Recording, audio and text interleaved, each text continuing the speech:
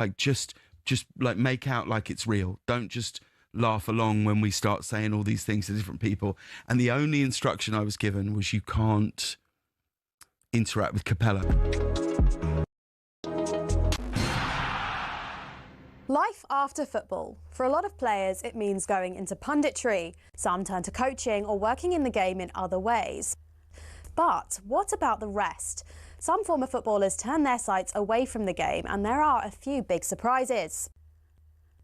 First up, from rainbow flicks to pancake flips. Ex-Chelsea and Southampton defender Ken Monku switched up his footballing career to buy a Dutch pancake house. He bought out the shop, which had been his favourite pancake spot as a child, and before long he was mixing the batter and getting behind the stove. Next, Everton legend Thomas Gravesen swapped out the high stakes of the Premier League for those of the poker room. He made over 150 appearances for the Toffees and won the Scottish Premier League with Celtic. Turned out the Danish international was pretty darn good at poker. He racked up a reported £100 million from his Las Vegas adventures. Remember former Chelsea goalkeeper Petr Cech? Turns out football nets weren't the only goals he was pretty handy in front of. After retirement, he became a goaltender in ice hockey. Same skills, very different surface. And he even won a Division 2 title with Guildford Phoenix. For ex-Liverpool centre-back Daniel Agger, it wasn't just fancy footwork that was in his blood. He was also pretty good with his hands. The Denmark international turned to tattoo artistry after he hung up his boots. He'd qualified as a skin artist while at Anfield, and he then became the co-owner of his own tattoo company as well. It's not all glamour for ex-pros, though. 1966 World Cup winner Ray Wilson set up a very different kind of business. He became an undertaker after he retired. Finally, not many people can say they've won both a World Cup and starred in an Oscar-winning film. In fact, there's only one person in the entire world who can say that. Frank Leboeuf, the former Chelsea defender, was part of the 1998 France squad who won the World Cup. He ended up marking Brazil's Ronaldo in the final and helped his side to a 3-0 win. But Leboeuf had already begun acting on the side while he was playing football, and his biggest role came some years after his retirement when he landed the part of a doctor in the Stephen Hawking biopic The Theory of Everything. I embrace the career of acting, so I want to learn more. So seeing lots of movies is a part of my job. To be honest, with all the dramatic diving in the game these days, there's probably tons of ex-pros who've got the acting skills to make it in Hollywood.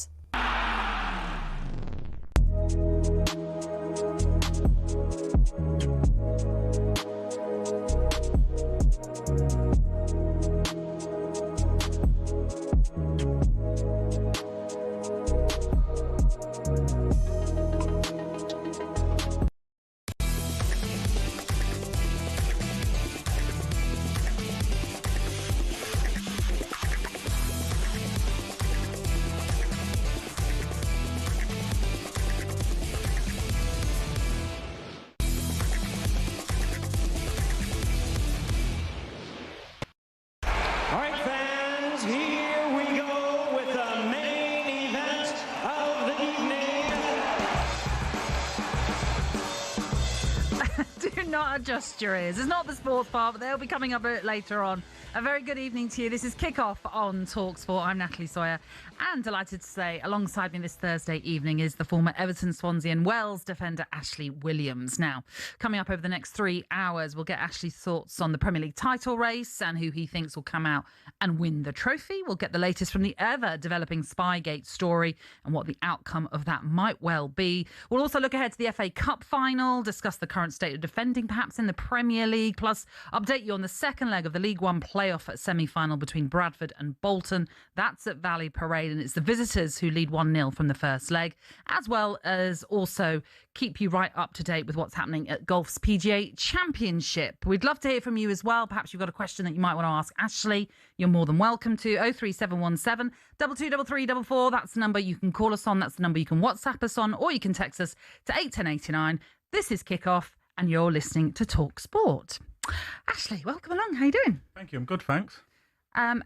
There's lots for us to get through. We've had a little meeting beforehand. We were just constantly talking about everything and anything that is happening. As I say, lots going on, and this is the best part of the season, though, because there is obviously so much still to be decided when it comes to not just title races in England, but obviously in Scotland as well. And we'll come to the controversy over that penalty that Celtic were awarded at Motherwell. But I mean, as a player, just quickly, when we're in this sort of business end, this run-in, what's it like to be involved in it? It's brilliant. It's the worst thing as a player is when you're you get to this point, you've got nothing to play for, and you're just going out there. You're doing your best. You're being professional. You're trying to keep training, but there's nothing on it. It's a really difficult place. You're just playing for professionalism and pride. But when you are chasing something or trying to defend something or trying to stay up, it keeps you going right up until the end of the season. And then with the World Cup as well, those players involved in that keeps you sharp for that. You know, people say on the beach. Is that really a thing? 100%, honestly. Like head tennis nets come out and training gets chilled because the coaches as well, they've got nothing to play for, and it just goes down gears, and it's going through the motions a little bit. And I know people don't want to hear that because people get paid a lot of money to play football, but it's just the nature of the job. If you've got nothing riding on it, if you can move up one position, say in the league, it just changes it. You do go out and do your best, but it's not the same. But do you know what? If you can compare that to other working lives, I think that's the same for a lot of people. If they know they've got a holiday coming up, they just slightly ease off a little bit, don't they? I think a lot of people I do guess that. so, yeah. I'd have thought. Anyway, I mean, I think I've been guilty of that a few times.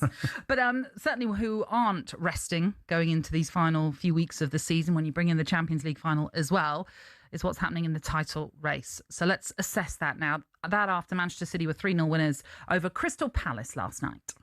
Goal for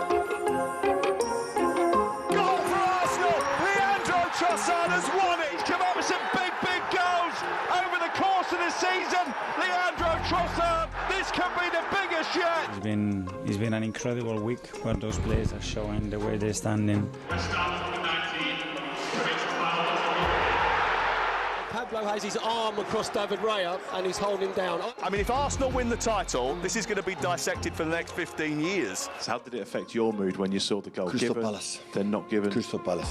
Here is Cherky skipping away from Wharton's challenge and then moving at pace through the Palace half of the field. He feeds it into Savinho, slips it into the far corner. It's a delicious assist from Cherky and a lovely finish from Savinho, and that will kill the match for Manchester City. So yeah, really good. Just try to feel alive, be alive until the end and bring the hopes in the last game at home. Manchester City respond and ensure that the title race won't be decided yet.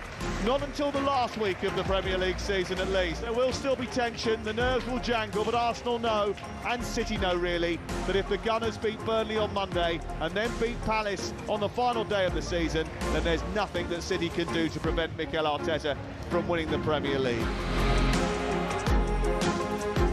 OK, that win then for City closed the gap on Arsenal to 2 points heading into this final week of the Premier League season. Ashley, like we were saying, obviously still so much to play for with just a couple of games left for both of these sides. Who do you think has the advantage? Arsenal. Is that just based on the points or just the team, everything? Both. So just the fact that they're in pole position anyway, the fixtures that they've got compared to Manchester City's fixtures, surely Arsenal fans, I know they'll be nervous, but they must feel confident about beating, with all due respect, Burnley and Crystal Palace. If you can't beat those two teams to win the title, you probably don't deserve it. There's also the fact that, of course, Crystal Palace are involved in the Conference League final, which is to come after as well. So that's a factor as well that you can't imagine Oliver Glasner's going to put out his strongest 11. No, I think he'll make some changes, obviously, because he will want any injury, doubt, or players that have played too many minutes. He'll want to rest them. They want to win that trophy. But even so, from an Arsenal perspective, if Crystal Palace play their strongest team, you'd still fancy Arsenal to beat them. So they've got to be feeling confident. It's all in their hands now. So they are definitely the front runners. Manchester City are hoping for a miracle, a slip up somewhere, and that's not a nice place to be. No. Well, and with regards to City's final fixtures, they go to Bournemouth on Tuesday before they finish the season at home to Aston Villa. So again, on paper, if you're contrasting those fixtures, those look much tougher than what Arsenal have to contend with. 100. The Bournemouth are flying at the minute. That's the team you don't want to play against. So if Arsenal had Bournemouth away, I could see why they're nervous. But talking to Arsenal fans, they still seem nervous, and I guess that's just the history. Exactly I understand it, but they've got to enjoy these moments because they've been the best team over the course of the season. No one can argue that. No matter whether you enjoy their style of football or not, there's been plenty of chat about that. They've been the best team over the course of the season. Now you've got 2 games, Burnley and Palace. Back your team and just enjoy this because you've worked so hard for it. Yeah, it's going to be a ride and they might as well enjoy it, absolutely. You mentioned about the sort of tactics, the way that they play. They have received criticism for it. Where do you stand on it? No, I'm fine with it. I mean, listen, sometimes I've watched Arsenal this season, dissected games, analysed games, and been working or just watched it at home and thought it's a little bit drab on entertainment purposes. But as a defender, I've appreciated the way that they've gone about it. And I do like the fact that they've just got it done. In football, in this day and age, sometimes we spend so much time talking about identities and systems and all these things, but they win. So, which is, we sometimes come away from that. And I appreciate the fact that Mikel Arteta has learned his lessons in different places. They strengthen the squad, and then they just win games, whether that's a set piece, a 1-0, ugly, whatever it is, they just get the job done. Well, that's it though, isn't it? Because at the end of the day, when you look back to the last few seasons where they haven't been playing this style of football, they haven't been able to get the job done. So why shouldn't he be able to change it and go for something that might not be as beautiful on the eye, but it's still productive? Yeah, and he's trying to do the best for his job, his fans, the people that pay his wages. It's the same as the players. Like, they're not out there as circus entertainers to entertain the world of football. That's not the job. The job's to win. Now, if you can be entertaining on top of it, then great. But no, just get the job done. And I think sometimes we do come away from that and go, oh, my team play a great brand of football. Well done. But are you winning games? Are you winning trophies? No. Arsenal have just done what they needed to do. They haven't been terrible. It's just not sometimes been pretty to watch. But listen, if they win, who in 10 years' time is going to look back and go, do you remember that really boring Arsenal team that won the league? I don't think anyone will. Do you know, I've said that before, and then someone always says, I will. I'll remember it, because we'll be saying with an asterisk that they didn't play great football and they didn't deserve it because of that. But like you, if it was my team and that's the only way that they're playing and they're going to be successful with it, I'm going to go with it, and I'm going to support them all the way and hope that it's productive and we win something at the end of it as well. Obviously, Pep Guardiola, there's a lot of rumours about him right now and whether or not he's going to be sticking around come the end of this season. What's your inkling? What do you think? Do you know what? I've got no idea with Pep. He just seems like he could make a decision on the morning that he wakes up. That's how I don't know him, but that's the way I view him. He just seems very spontaneous, and I'm not sure if he knows. I remember when they won the trophy and they celebrated on the pitch, and I was like, oh, this looks like it might be his last one, because they really, for a team that's won so much, they really revved that celebration up, and it looked like it was aimed at him with his staff and his playing staff. But you never know with it. Like, if they don't win it this year, I can see him staying because he wants to go out on a win. But then, with the other hand, he just might go, I've had enough. You never know what he's thinking. You can't really second guess what he's thinking. I mean, from my point of view, I've loved the fact that he's been in the Premier League. I'd like to see him stay. I don't think, it would be a shame if we lost him to another league in Europe. So if prime Ashley Williams got a phone call from Mikel Arteta or Pep Guardiola saying, we want you, who would you go for? Who would you love to have worked with?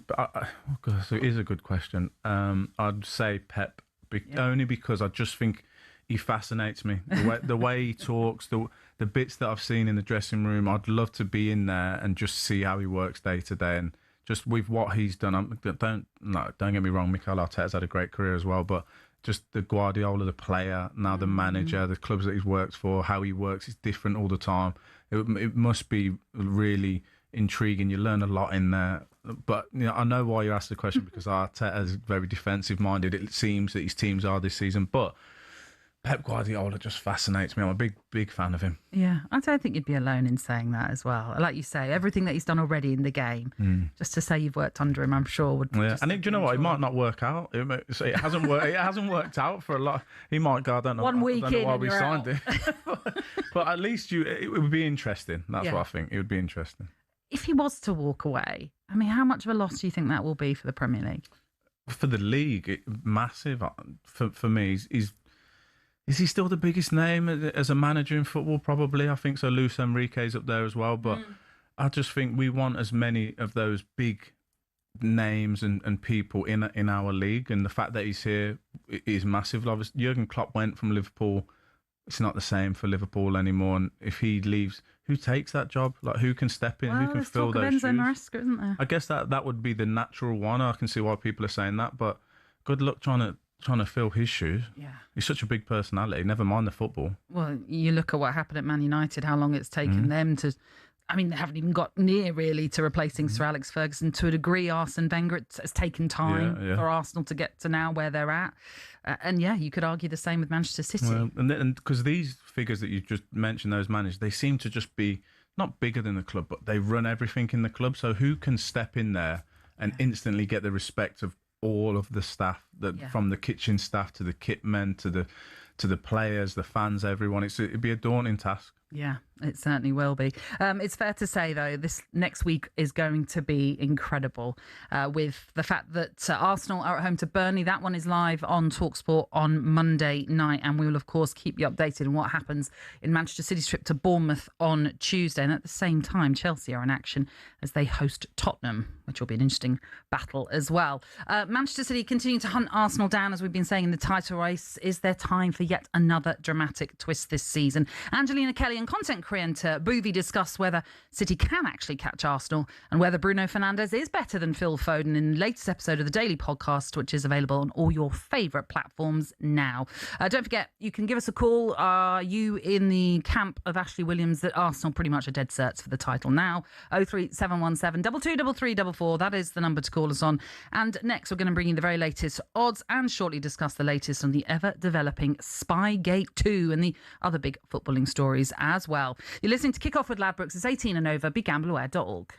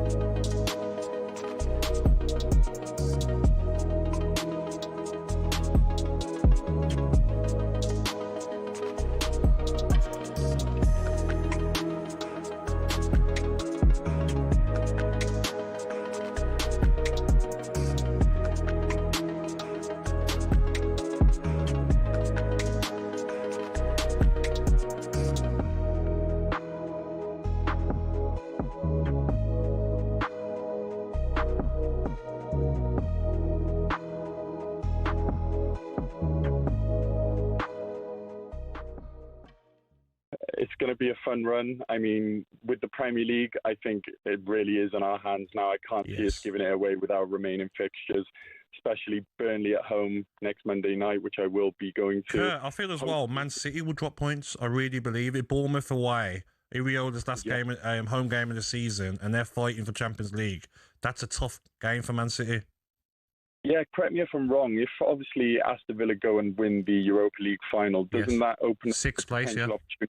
Yeah. So Bournemouth have got it all to fight for. Because Brighton have got two winnable games behind them as well, so they know they probably need 2 wins. Bournemouth.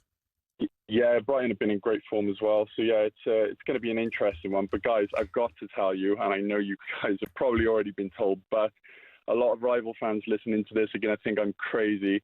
I actually, a few weeks ago, had Mikel Arteta's face tattooed on my forearm. No, I don't believe you. I really have. It's on my TikTok page. I don't know if I'm allowed to say the name of it, am I? Yeah, I don't see why not. Yeah, so if for anyone listening, it's called Arsenal.overflow. And yeah, you'll find it on TikTok. It's pinned at the top of my profile. I had Mikel Arteta's face tattooed alongside Thierry Henry and Emirates Stadium in the background because I do believe in this man. I do believe he is the one that's going to get us over that line, get us the trophies. And once these come in this season, I think we're just going to keep on going. Then I think the next couple of seasons we'll continue winning a lot more silverware.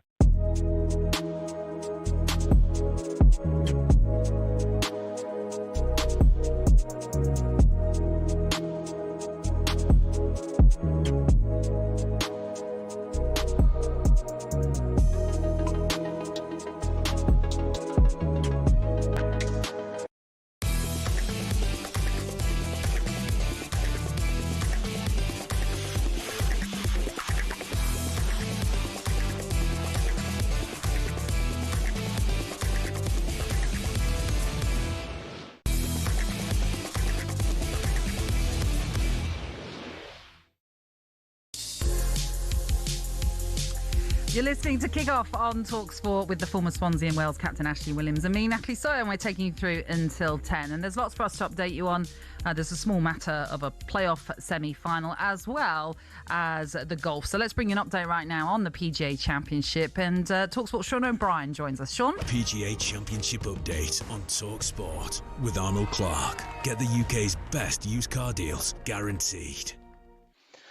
Hi guys, yeah, it's been a tough start to the second major of the year for Rory McIlroy. He signs for a 4-over par 74, which leaves him 7 shots adrift of the lead. And in other surprising news, Bryson DeChambeau shot 6 over, so some big names really struggling here at the PGA Championship. At the top, 3 under leads the way. You've got Aldrich Potgieter, Stephen Yeager and Minwoo Lee safely in the clubhouse, with Ryo Hisatsune out on the course looking to join them, also at 3 under.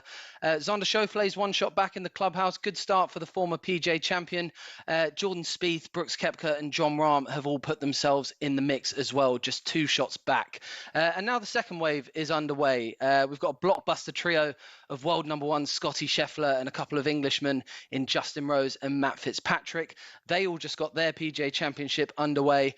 But the target has been set, and it's a 4-way tie at the top on 3 under par.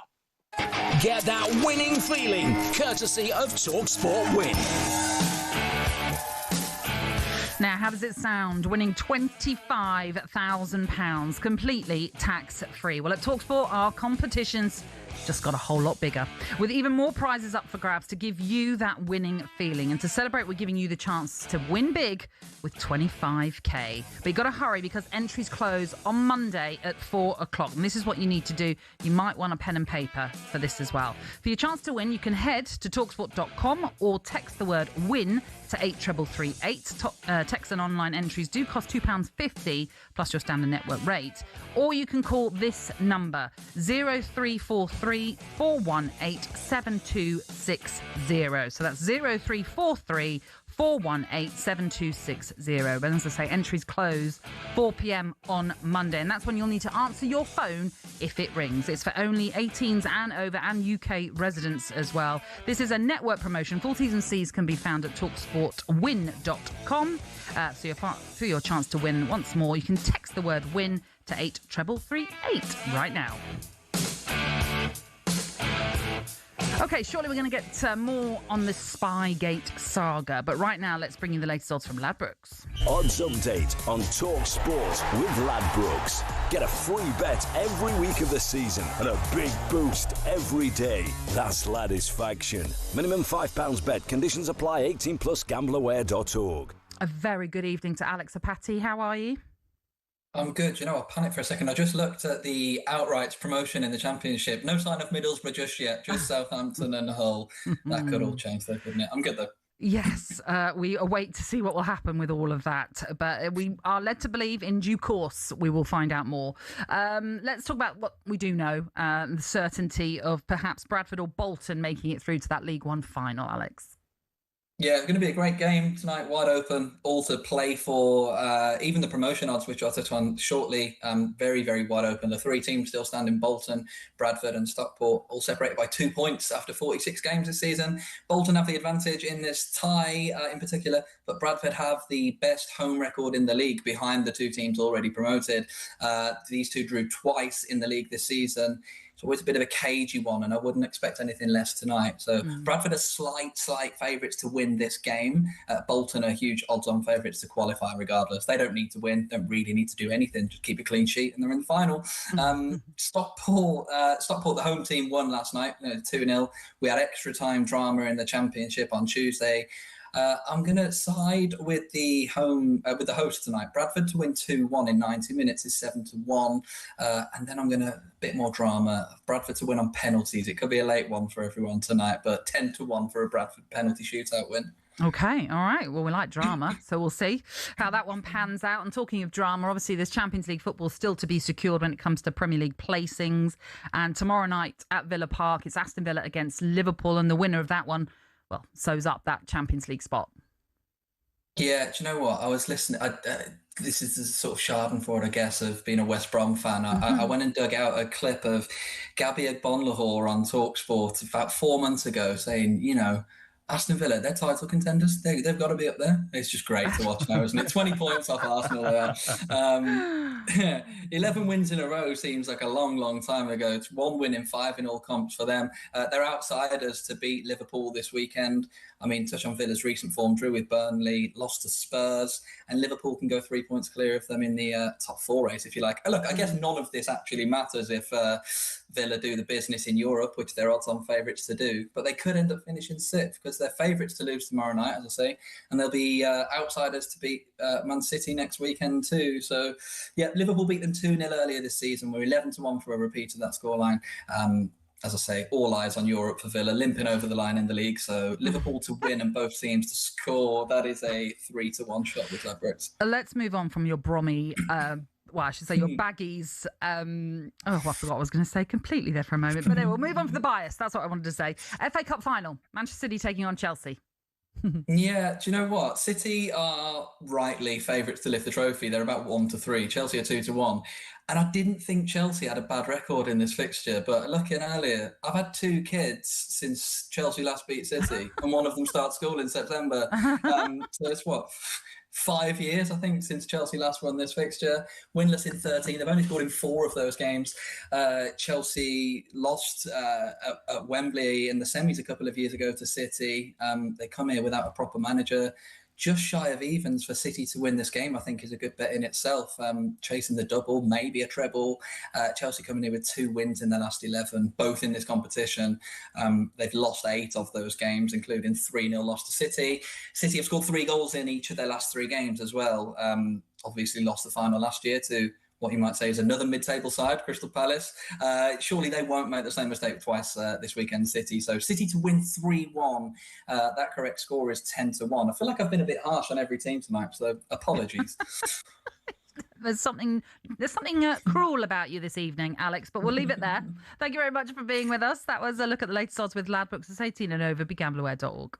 Odds update on talkSPORT with Ladbrokes. Get a free bet every week of the season and a big boost every day. That's Ladisfaction. Minimum £5 bet. Conditions apply. 18 plus. GambleAware.org. Okay, lots for us to get through for the rest of the evening. We're going to talk about Spygate. We'll no doubt get stuck into the latest when it comes to maybe the Premier League manager of the season. We'll keep you updated with what happens with all the live sport. Stick with us here on Kickoff on talkSPORT with Ladbrokes. It's 18 and over. Up next, talkSPORT's football reporter Ben Jacobs will join us to bring us the latest on Spygate.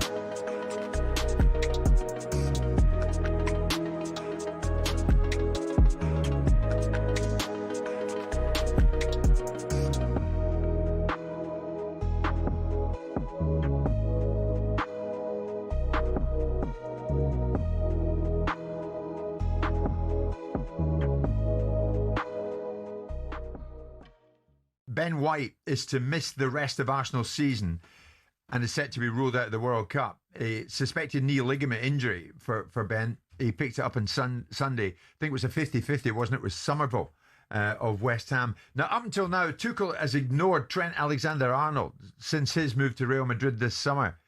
Could it be goodbye Ben and hello Trent? What do you think?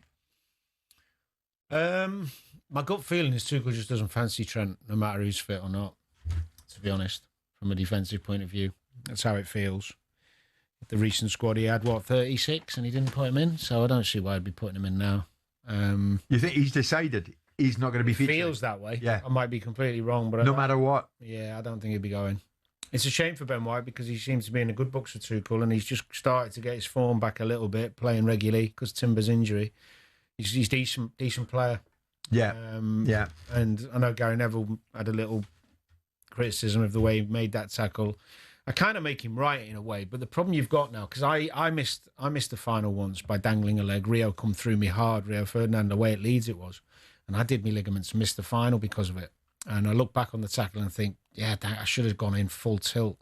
Problem you've got now with the way the rules are, especially with the follow-through rule, even if you go in full tilt and you do get the ball, but you catch someone on the way through, and you get a red card. Yeah, it actually encourages you to be a bit more tentative. So what is it when you're going in fairly committed, but don't end up truly committed? Yeah. I mean, Gary Neville said Ben White just hangs his leg there. It's poor. He's got to be stronger than that. He's hurt himself there. Yeah, and that's my point. He says you're asking for trouble by doing that. Yeah, he's right.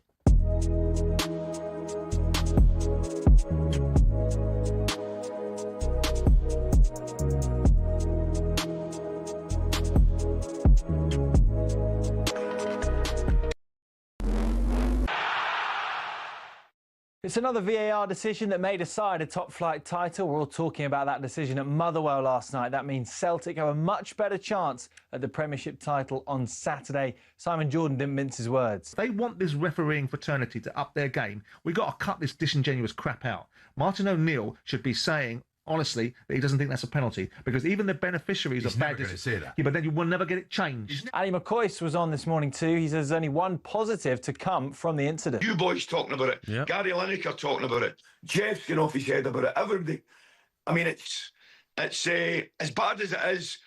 It might bring it, to people's notice because it was an appalling decision. Elsewhere, it's our understanding Hull are preparing for the Championship playoff final to be moved to a later date. Southampton are under investigation, of course, over Spygate claims. Arne Slot's confident of his Liverpool future, even despite their pretty average season. I have every reason to believe I'm the Liverpool manager next season. First of all, I'm contracted to this club. And second of all, from all the talks we are having. He's also confirmed Mo Salah will be available for a few minutes off the bench at Aston Villa, live on talkSPORT tomorrow. Mikel Arteta seemed to confirm Ben White's World Cup dream is over with a long-term knee injury, but Jurrien Timber could be fit for the Champions League final. There's more at talksport.com.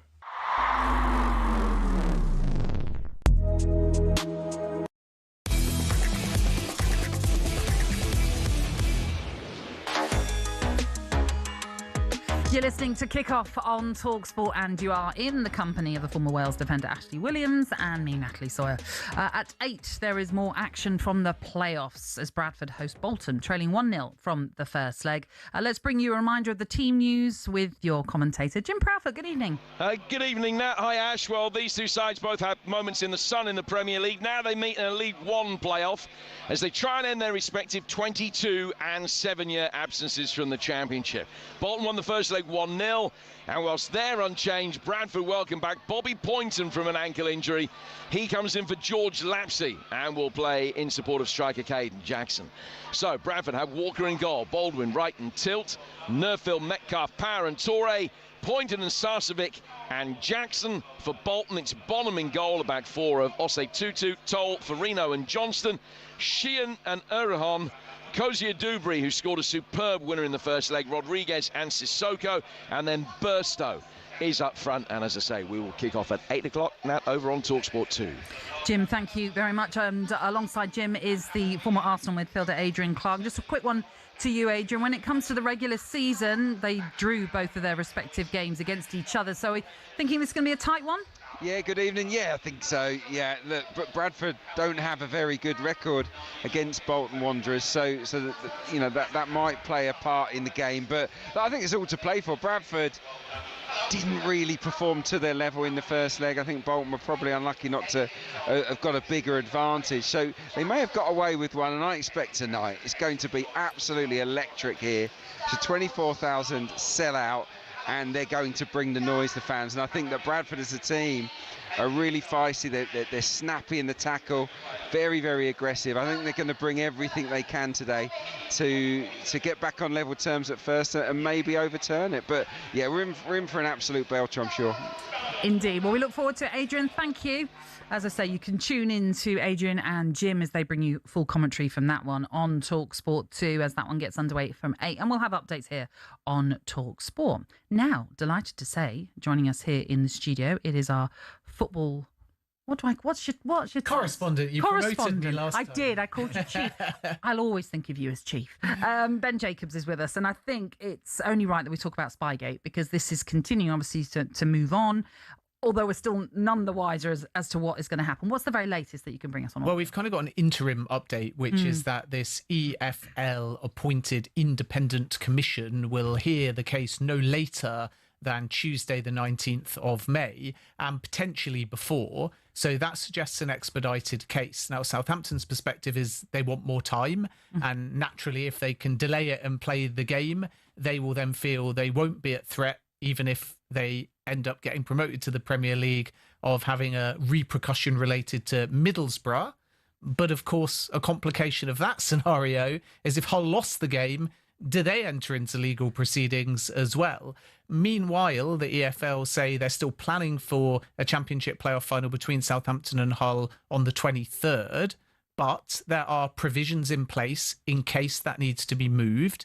There is a scenario where if Southampton are kicked out or they forfeit the first leg, so therefore they lose 3-0, and that means they'd be out on aggregate rather than just chucked out, that Middlesbrough could come back in. And whilst Middlesbrough wait for that confirmation as to whether there'll be a sporting sanction and they could replace Southampton potentially, they continue to train. So it's complicated, but the expectation is that we'll get a resolution now sooner rather than later, subject, though, to any potential appeals. I mean, Ashley, as a player, when you're involved in this, in any of these sides, it's a really unusual set of circumstances. As obviously Ben was just saying, Middlesbrough are continuing to train and under the assumption that they might get a reprieve in the sense of being allowed back into the playoffs or being given the spot into that playoff final. I don't know how players would deal with all this. No, and the team that I actually feel for as well is Hull. Yeah. Because they don't even know who they're playing against and if it's going to, when it is, if it's going to be delayed. I've got to ask you, I'm seeing a guy behind a tree with an iPhone watching training. Yeah. What on earth could he have learned on his iPhone that he hasn't seen about Middlesbrough all season? I don't understand the whole big deal around it. Like, don't get me wrong, he's spying on training, but so what? What do you learn from that? You know what you're coming up against.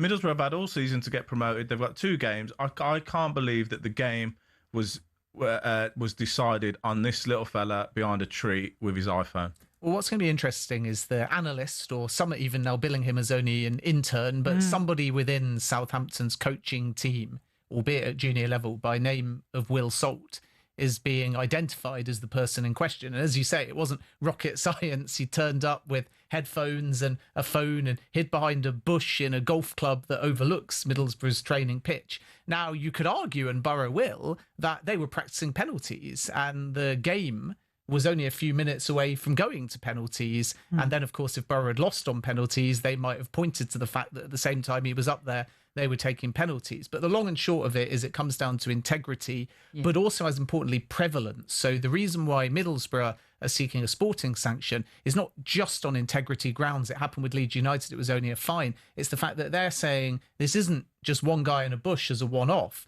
Their understanding is multiple clubs in the Championship have suspected the same thing. And if it can be proven, and it is an if, to be prevalent and season long, then there's a case to potentially look at a sporting sanction. But of course, that might require other clubs and far more time to make that case. I was going to say, if that is the case, then this could be going right into the summer with us not knowing the outcome and what will happen with that playoff final. Well, I think there's almost a limbo period, because if it's long, then the playoff final will be the playoff final. It will be Southampton against Hull. If Southampton win, in all likelihood, there'll be a Premier League club. If they lose, you could argue it's between Middlesbrough and Southampton, but at least the sporting aspect is resolved, because Hull, if they win the game, takes a little bit of the headache away as far as the speed and the EFL are concerned. The challenge is going to be if it's quick and then Southampton are in some way removed from the playoff final, they'll have dispensation to appeal. And then you've got a situation where Middlesbrough get told it's ruled in your favour, Southampton say we're appealing it.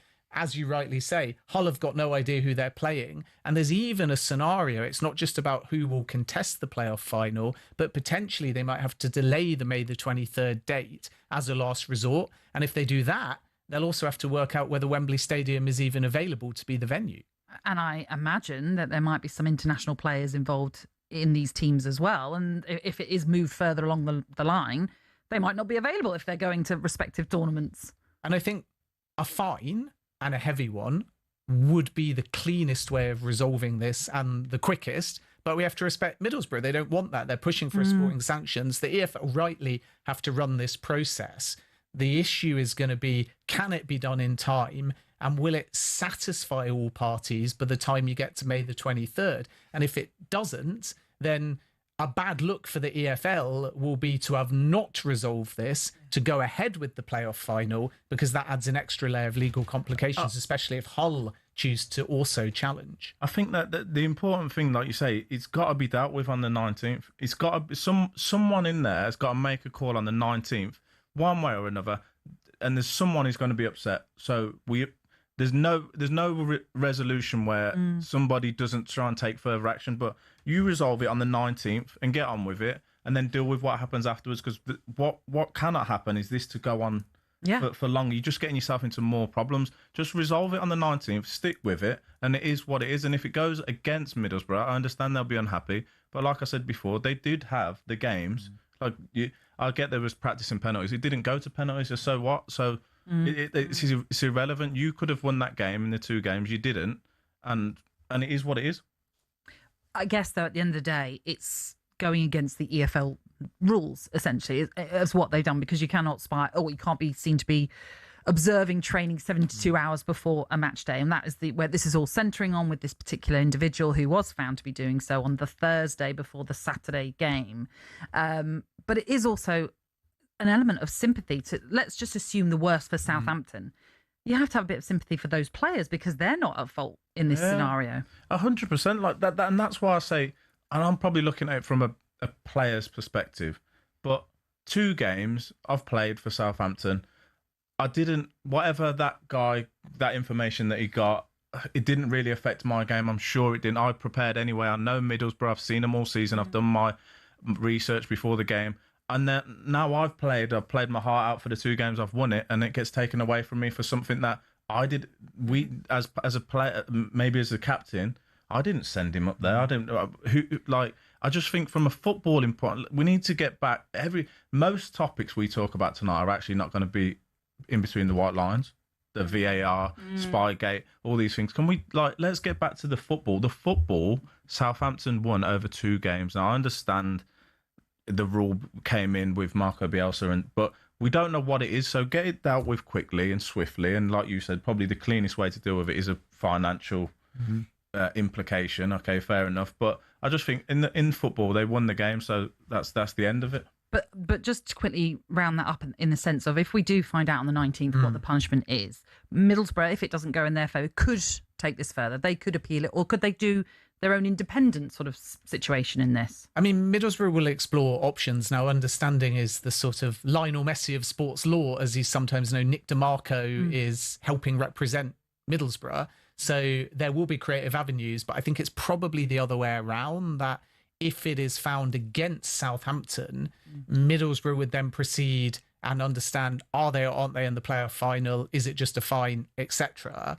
And if Southampton don't like the outcome, that's quite complicated, because this hearing is by the 19th, and some sources say it will start tomorrow, and maybe it will be resolved even by tomorrow. But the reason why they say by the 19th is because they're leaving that gap for the potential of appeals. And if those appeals are complicated legally, you can't say, sorry, Southampton, you need 2 weeks to compile your evidence, but you've only got 24 hours because there's a game. And that's when, if it gets shelved until after the playoff final, it's not a good look for anybody concerned. My goodness. Listen, if you're not involved in it, it's absolutely fascinating. But if you're involved in it, yeah, I'm sure you're biting your fingernails, whether you're a fan or anyone involved in those clubs as well.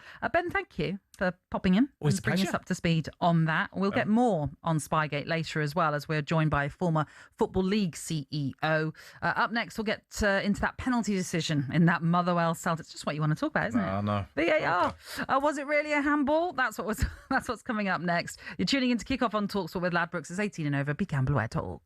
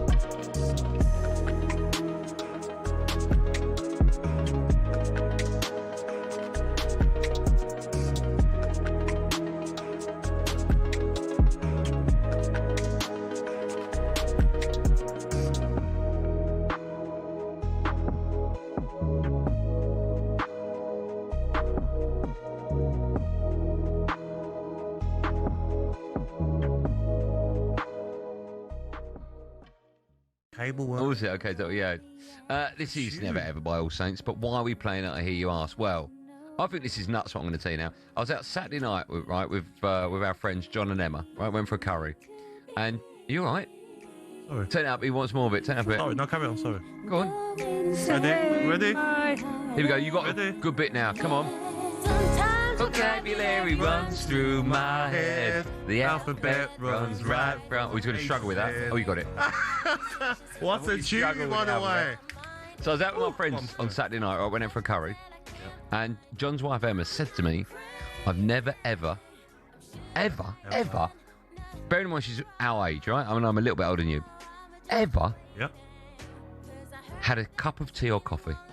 And I went, I don't believe you. I don't believe that. And she said, I don't want to quote the All Saints, I promise you I've never ever. And I went, you must, like, maybe 20 years. Yeah. I've never, ever really had a cup of coffee or a cup of tea. And I find that insane. I think that's crazy. Yeah. That is bizarre, isn't it? Now, when I was talking to your producer, he's not mine, Posh Ollie. Yeah, very posh, by the way, Ollie. Yeah, Wimbledon. Yeah, I'm sure you must have walked into this building and looked for the Times radio and just taken a left rather than a right. So you went to Oxford Uni? Yeah, it doesn't surprise me. Way too clever for talkSPORT. Yeah, Oxford and Cambridge wanted him, and he chose Oxford. Have you noticed all the scripts are written in his words? I tried. Simon Jordan's son. I tried. It could be. He's like, stop it, guys. Stop he it. just said it by never ever. Okay. You're making me blush. Stop. Who's that going to be? Simon's Oh, right. son. Fine, okay.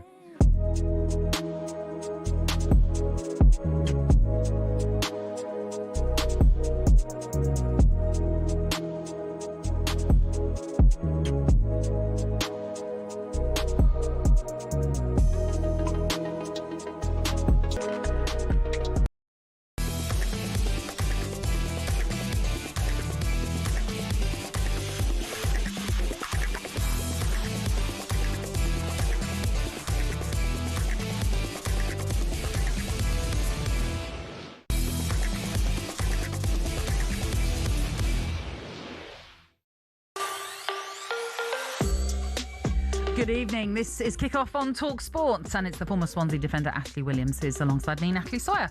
Let's bring you an update of what's happening out at golf's PGA Championship with talkSPORT's Sean O'Brien. PGA Championship update on talkSPORT with Arnold Clark. Get the UK's best used car deals, guaranteed. Yes, 3 under still leads the way at the PGA Championship. 4 players have posted that score, and they are Aldrich Potgieter, Stephen Yeager, Minwoo Lee, and Rio Hisatsun. Probably not the guys you would expect, and that's because Rory McIlroy and Bryson DeChambeau both find themselves at the wrong end of the leaderboard after a nightmare opening round. But there is an interesting story near the top of the leaderboard, Natalie. Garrick Higo may feel like he should have a share of this lead. The South African did shoot 3 under par, but he was given a 2-shot penalty for arriving late to the first tee.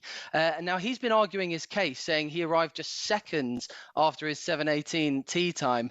But rules are rules, and that 2-shot penalty actually separates him from the lead right now. So you can get more on that one over on talksport.com. But here in Philadelphia, the afternoon wave is well underway, and we'll see if anyone can hunt down the leaders. It's a 4-way tie at the top on 3 under. Sean, thank you very much. I mean, that's a bit harsh for Garrick Higo. You arrive a minute late and you get a 2-shot penalty. Unbelievable. I'd have loads of penalties. Well, I was about to ask you. The equivalent, obviously, are fines. Yeah. Quite costly? Yeah, but like being captain of the team, you get to set the fine list, so... And? What, are you trying to say, did you get special circumstances, or what? I mean, I was in control of the fines, and I see. So no one knows if you put the money in the kitty. Well, I'm not saying that I didn't do that. I was in control of the fines, and if I was a couple of minutes late, they might not have made it onto the fine list.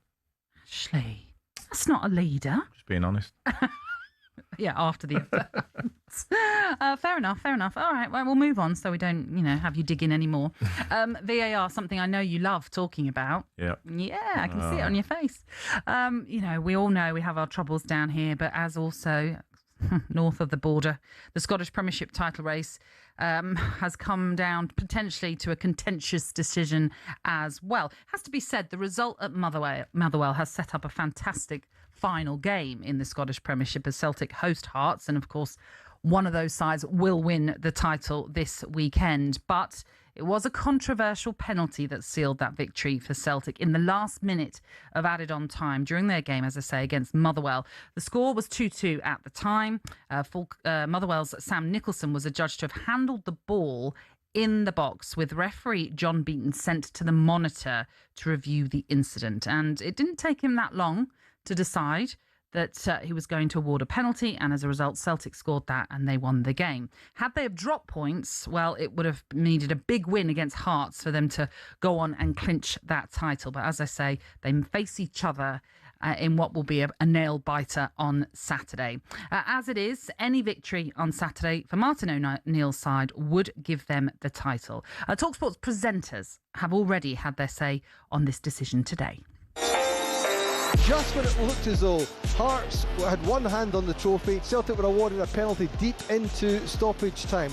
VAR demanded an on-field review. It's a scandalously bad decision, and the only rectification for this decision, I hope Celtic are able to beat Hearts on the weekend 5-0, which they won't. I mean, the ex-players that I've spoke to, boys, jeez, honestly, horrified. Is there a bias? You like to think not, because the referees are trying to do a job. Obviously, it's through the Celtic tinted specs as well, but I think if it's for anybody's club, quite clearly, it's a handball. I can't see it any other way. When you see the two that we didn't get at the weekend, and then you see that, I thought I was missing something when I was watching it.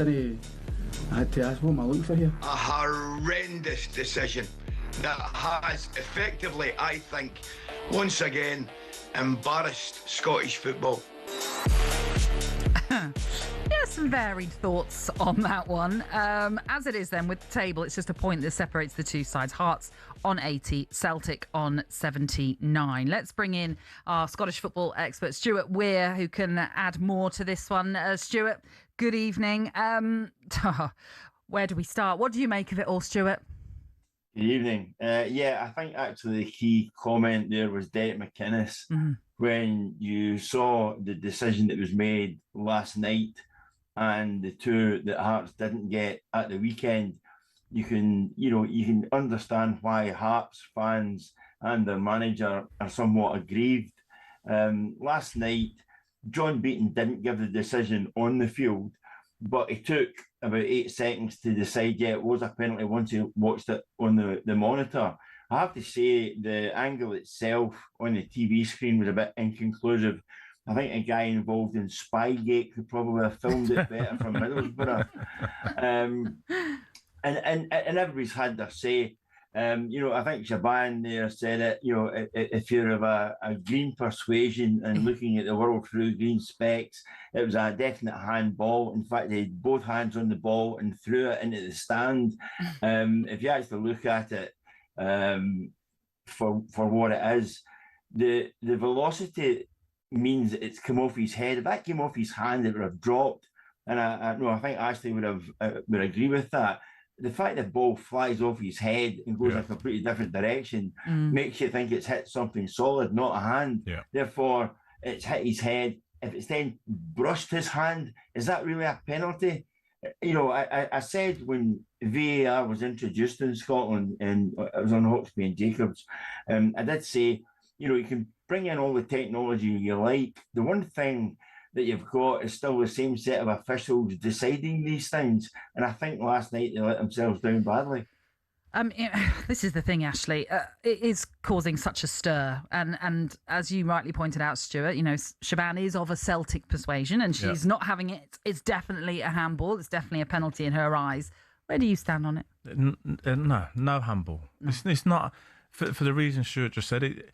You can't, just the way the ball goes. So the way, when he makes contact with it, the how far the ball moves means it's hit his forehead. It has to have hit his forehead. But the surprising thing for me, Stuart, is how is it just? I've only seen one angle of it. That's it. That's all we've seen. Is there no more angles of it that they could have looked at? Yeah, there's one with the International Space Station, but they couldn't actually film it through the clouds. The interesting thing was that Motherwell a few years back get into a lot of trouble because they basically set up their own goal line technology. They just bolted a GoPro camera onto the stand, and that was their goal line technology. And the SFA made them take it down. There was a bit Heath Robinson, but it actually worked.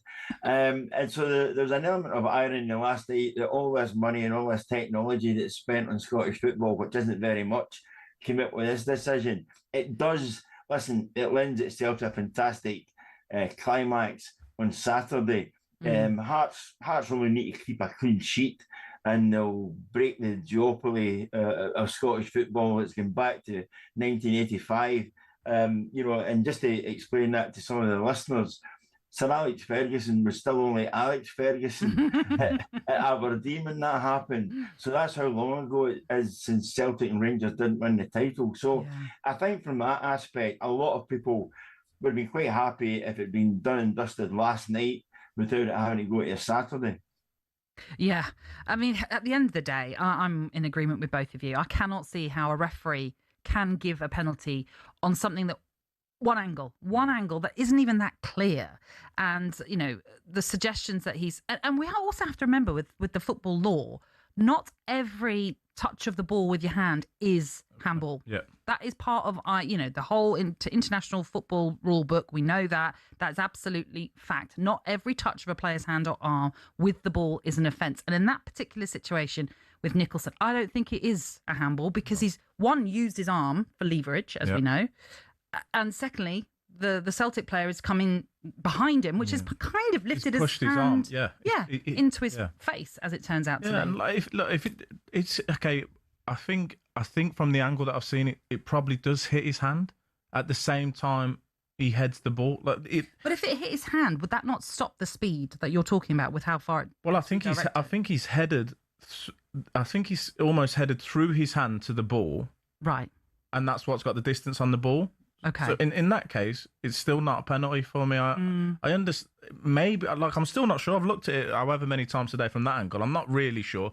I kind of think it's probably hit his hand, but he's headed the ball. I just think that's a terrible decision. And I don't know how a referee can give that with 100% certainty. That quick, handball. Quick as well. Absolutely. Like he saw it at the time and he didn't, and then it's baffling. It is baffling. And as we always say, unfortunately, with VAR, what happens is if the VAR is in your ear going, you're going to have to go to the monitor. At that stage, he's already thinking, I might have made a clanger here. Yeah. And, even if it isn't, it turns out, as we're now debating, we don't even know. We cannot with 100% certainty say that he touched that with his hand.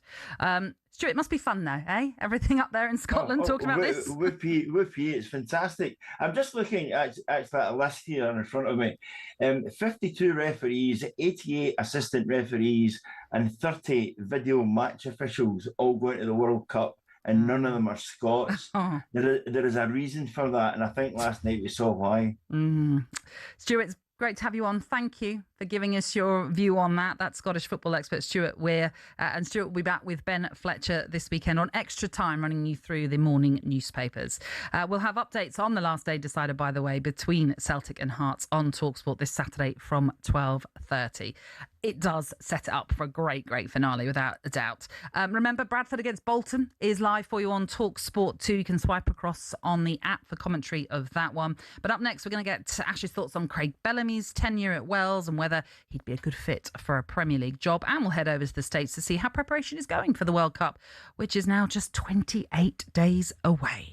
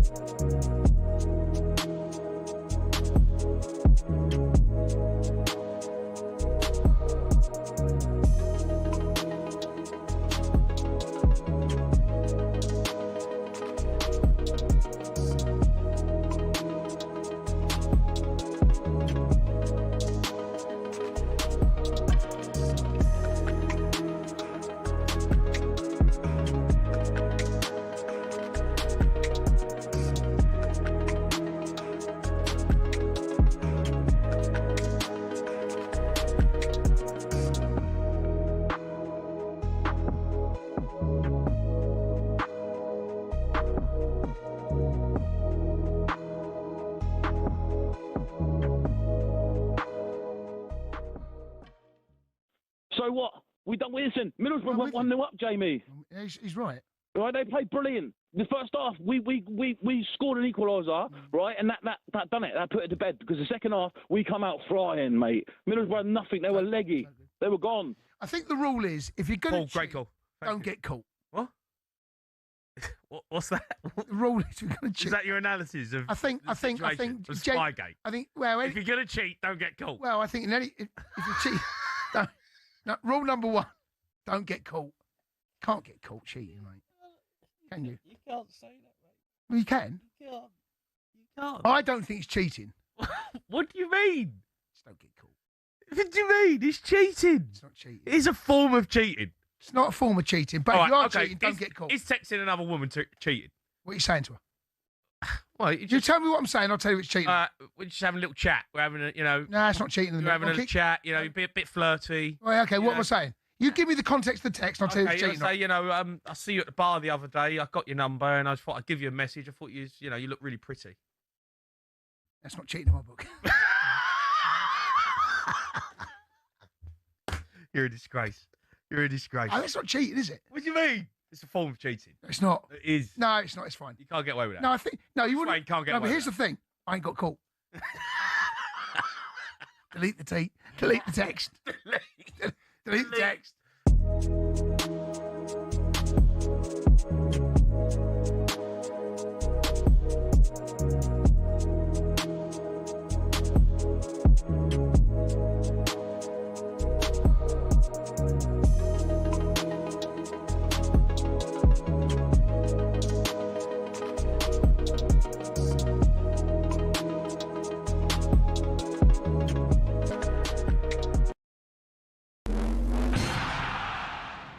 Over the years, we've been treated to some amazing exhibition events in sports. Some become iconic, but many fail to live up to the hype. So what are some of the most anticlimactic exhibitions? Technically, it wasn't an exhibition because it ended up being sanctioned as a pro fight, but it basically was. 2024 saw Mike Tyson return to the ring to fight YouTuber Jake Paul. The event, which Paul won, was streamed by 65 million people on Netflix, making it the most streamed sporting event ever at the time. But many complained of buffering and freezing. And as for the fight itself, well, it was considered an entertaining disaster. I mean, it wasn't prime Tyson. He was 58. And after the fight, Paul, who was 27 at the time, said he'd actually gone easy on Tyson towards the end. Now, Mayweather-McGregor in 2017 was a better watch, despite Mayweather going rope-a-dope early on, but it was way too expensive. Pay-per-view was 75 quid, and in the stadium, the cheapest ticket was over 370. Now, this next one you could have watched for free, only because the pay-per-view had streaming issues, so they had to open it out. I'm talking about Tiger versus Phil in 2018, which was nicknamed The Match. Massive names and massive rivals going head-to-head. On paper, it worked. In reality, it didn't. The two players were mic'd up, so we all thought we'll get fascinating insight. We'll be able to hear them insult each other for 18 holes. But what we actually got was more heavy breathing and sniffles. And for two GOATs, the golf itself was bang average. And speaking of GOATs, let's end with Messi and Ronaldo. In 2023, an exhibition between PSG and the Riyadh All-Star 11 saw them share a pitch for possibly the final time. To be fair, it was a goal fest, which PSG won 5-4, and Messi and Ronaldo both scored. But it was obvious they were past their prime. El Clasico, this was not. And with it being in Saudi, there were more sports washing claims. So there you have it, exhibitions that have let us down. And I didn't even have time to mention the Community Shield.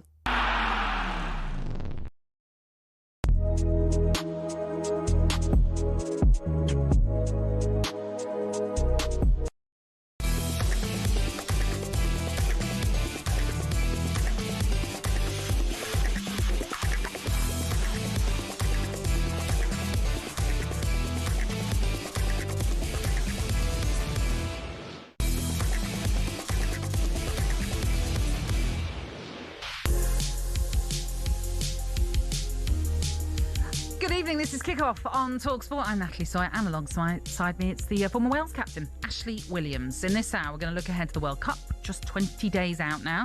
How are preparations going? We're going to take you stateside and speak to our US soccer expert.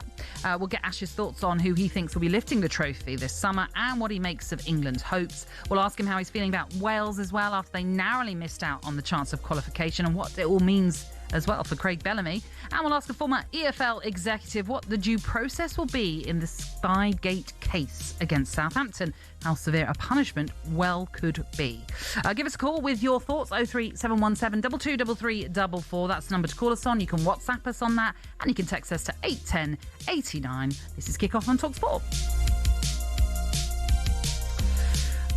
Pleasure to have your company with us this Thursday evening. Just to remind you that over on talkSPORT 2, the League One playoff semi-final second leg between Bradford and Bolton is just underway. They're 6 minutes into the game, and remember, Bolton lead 1-0 from the first leg. No goals as of yet in this second leg. But as I say, you can tune into talkSPORT 2 for that. We will regularly update you on that here on talkSPORT. So, as we've already mentioned, we are just 28 days away from the greatest show on earth.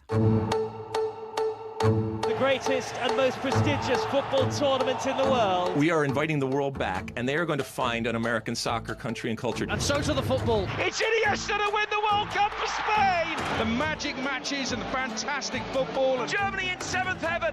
Brazil in footballing hell. And France are the World Cup winners in 2018. Anyone could win this World Cup.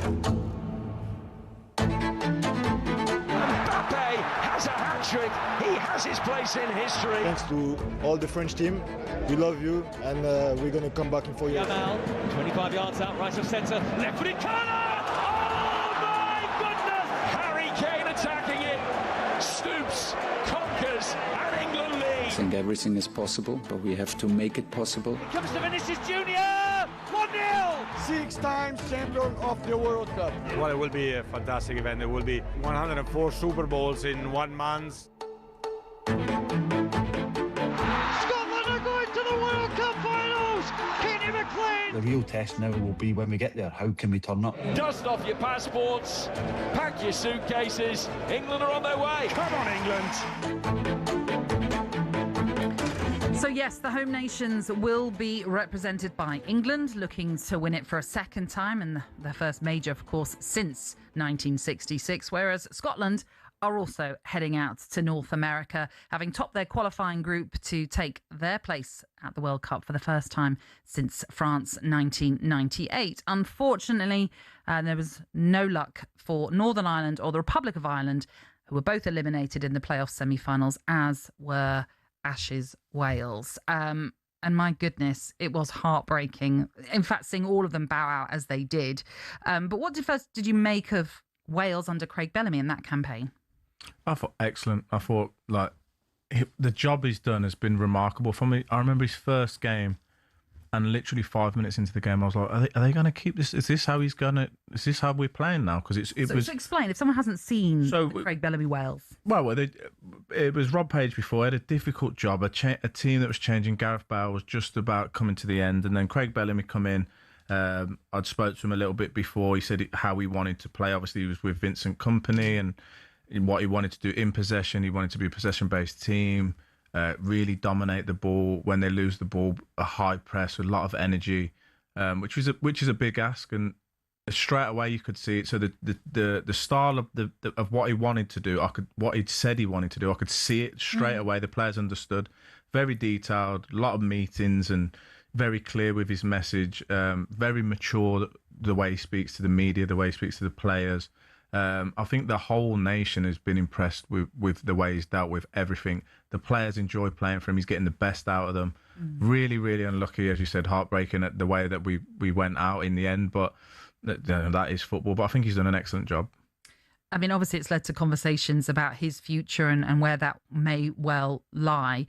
There's been links to Burnley. You mentioned, obviously, the Vincent Kompany link, and he worked with him at Burnley as well. Do you see him moving on from Wales anytime soon? I don't think so, not yet, but it doesn't surprise me. I knew this would. I thought about halfway through the campaign, the biggest worry for Wales is losing him. But I just think I've known him for so long now, and he's probably the most passionate Welsh man that I know across the board. So it would take something really big to take him away from this, especially with them not qualifying. He feels like it's, he really, really wanted to qualify for this, and he's a winner. He's a winner in everything he does. 5-a-side in training, he wants to win everything. So he will feel like, he's got more business to do there. I don't think that something at the minute could tempt him away from it. And when you think about the campaign, like you say, it was a brilliant campaign. They finished second behind Belgium, but what was it, just 2 points between them? And I know that their 2 losses came against Belgium, but it was a fantastic campaign. And as we mentioned, the heartbreak, it all came down to the dreaded penalty shootout,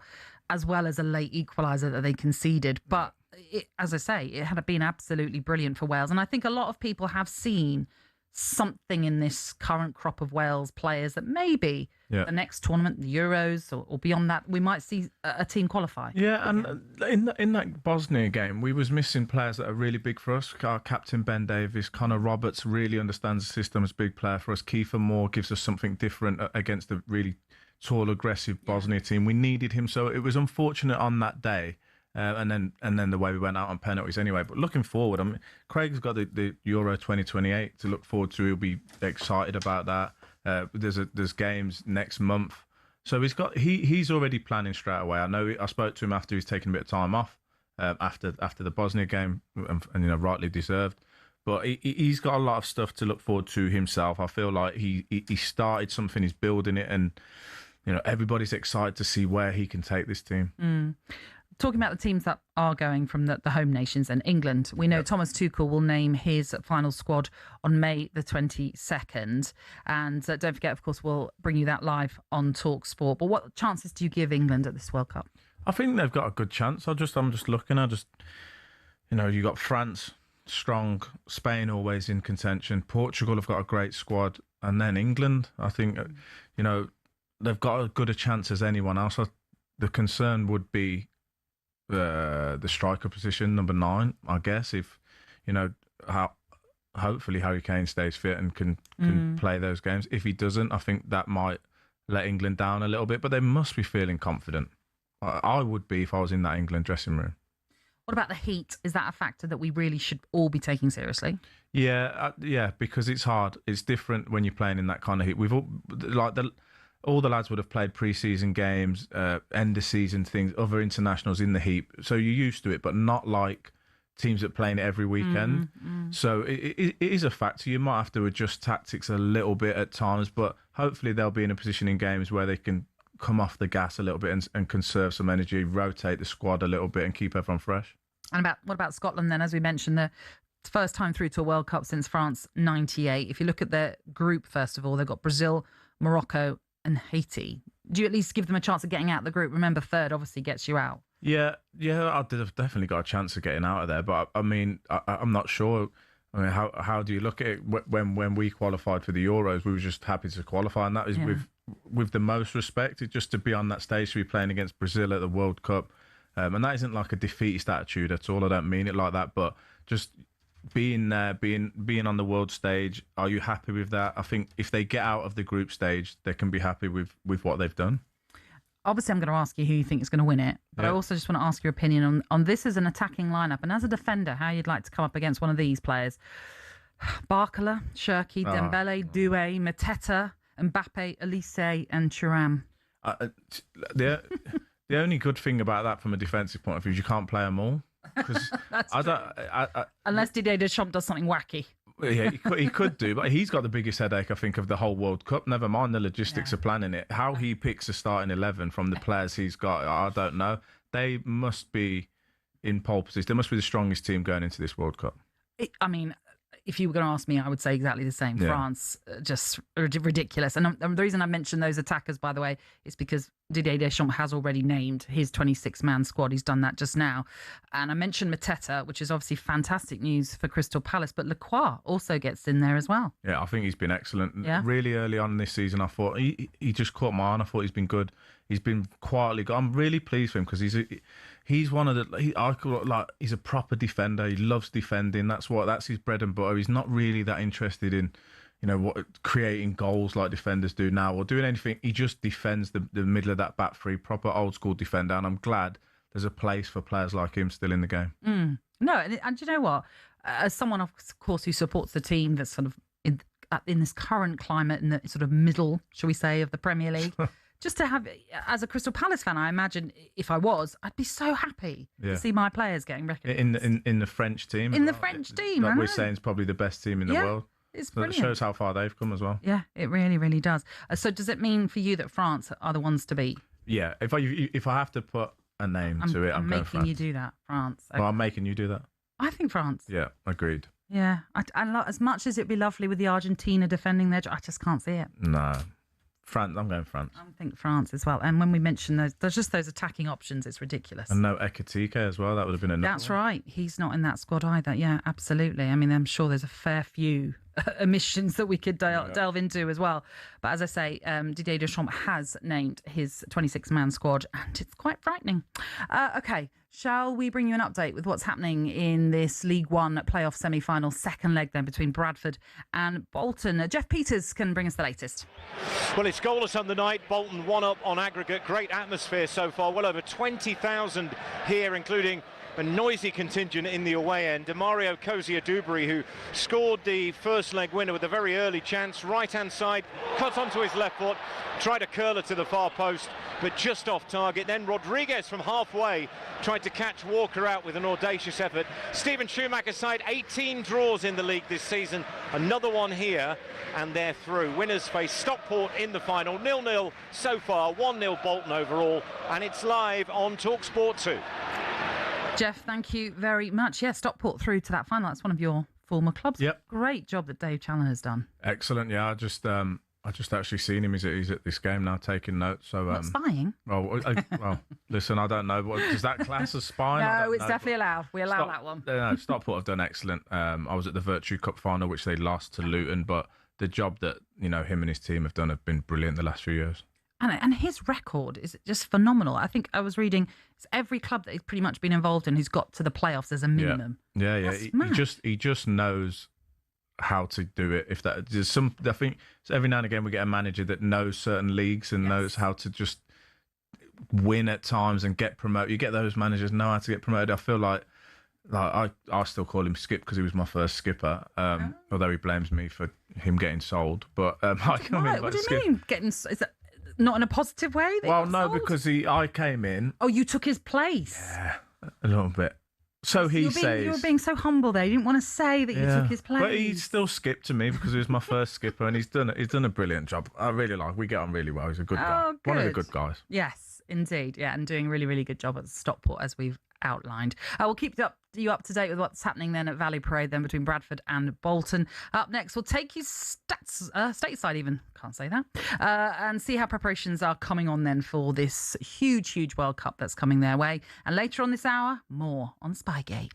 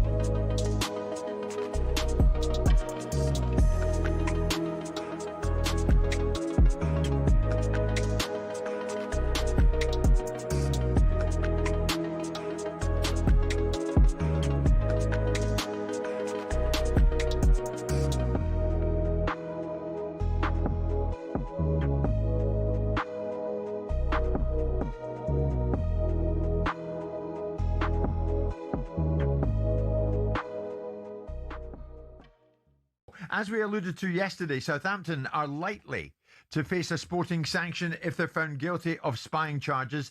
As a result, they could end up being thrown out of the playoff final to be replaced in that final by Middlesbrough instead, the team that they put out last night at the semi-final second leg stage. We said we'd look into this more thoroughly from a financial, legal expert point of view, and the very man who fits that bill is sitting to my right. Stefan Borsten joins us live in studio. And Stefan, good morning to you. Hi. We'll get into how this may or may not play out in the courts. Is there a precedent, Stefan, for chucking a team out of the playoffs? Well, it happened to Swindon, but it was different. Well, not in terms of the playoffs, but in terms of sort of annulling the promotion. But it was a different situation. I mean, there's no situation where you've had it all come to a head within this small window around the playoffs. In terms of spying / espionage, there's really very few cases anywhere in football in respect of this. So you've got the Leeds situation that we know about, where it was systematic. They ended up with a £200,000 fine. And effectively, the other part of the sanction was to vote in favour of the rule that then came in. This rule that we're now talking about in terms of the 72-hour rule. That was part of the agreement on that. So that brought the rule in. The only other case is actually from the from the Olympics with Canada's women's team. And FIFA in 2024 docked them 6 points.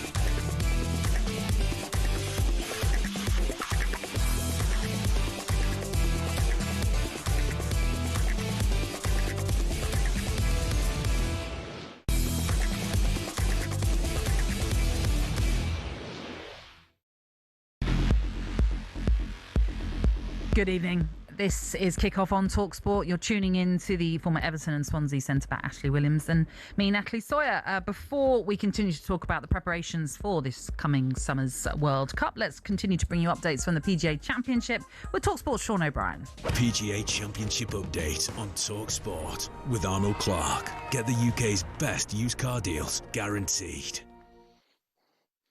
Yes, we've got a new name at the top of the leaderboard, and it's Akshay Bhatia. The American goes 3 under through his front 9 and joins the 4 clubhouse leaders. Just a reminder, they are Aldrich Potgieter, Stephen Yeager, Minwoo Lee, and Rio Hisatsoon. Slower start for some of the bigger names in this afternoon wave. In terms of the Brits, Bob McIntyre, Justin Rose, and Tommy Fleetwood are all 1 over par through the early knockings. A couple of very makeable birdie putts just slipped by for Rose and Fleetwood. Matt Fitzpatrick is level par. He's been one of the form golfers in the world this year.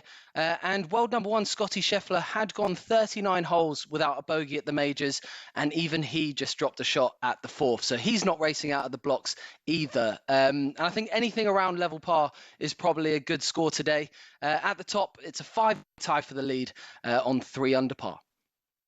Sean, thank you very much. We'll continue. I'll say that again. We'll continue to update you on what's happening out at the US PGA Championship throughout the tournament. Now, in the first part of this hour, we've been discussing the 2026 World Cup, which kicks off in less than a month. Remember, we're going to be bringing you every game live on talkSPORT, which we simply can't wait for. Let's find out how things are shaping up when it comes to the preparations then for this tournament in the US. And don't forget, of course, Canada and Mexico also hosts what we can expect perhaps from the heat. The performances of the home nations as a result. Delighted to say joining us is the US soccer expert, Brian Sciaretta. Brian, how are you? Doing great. Thank you very much for having me on. I appreciate it. Well, we're very happy to have you on with us as well, because obviously we have no idea how it's all going out there in terms of preparations. There is the fear of the heat wave and how that could affect everyone who is heading out there, maybe from a European perspective anyway. So just tell us how it's all going.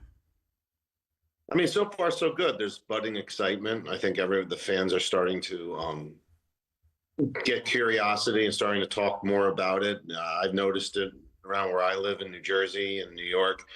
You're starting to see a lot more signs. Not all stories are positive. I think here in New Jersey, everyone's wondering how people are going to get to the games, at least affordably. And then, the ticket prices are expensive too. But, I think now people are starting to talk about the games and the sport and what's going to happen and who's going to win. And we don't know any of this stuff, but we're starting to talk about the field and what's going to happen on the field. And I think that that's a very good thing.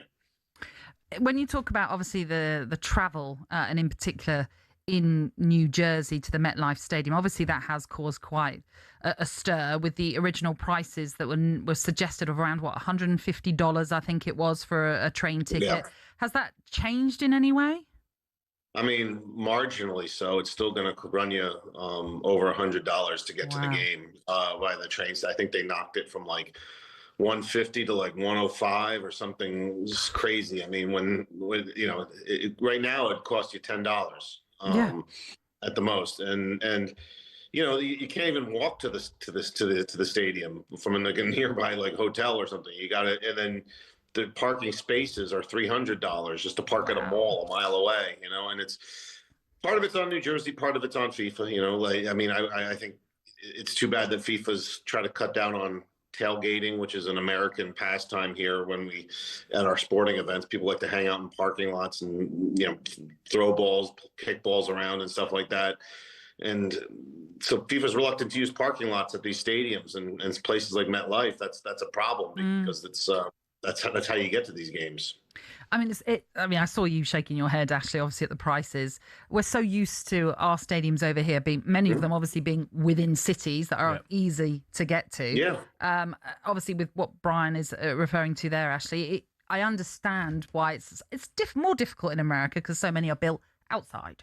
Yeah. Yeah. I've played at the MetLife Stadium. It's an amazing stadium, but it seems like that's so expensive for somebody to pay to watch a football game. I mean, Brian, like you have the NBA, NFL, baseball, and we've seen that, you know, the Americans can take to like Formula One that's there. Do you think that with these prices that a lot of Americans will go to it, or do you think it'll be more foreign people coming in and following their team? You know, it's a good question. I think you're going to see a mix. I think in '94, I was still very young, but, you know, I recall a big portion of Americans were still able to go to at least one game. You know, look, since then, since '94, people try to compare it.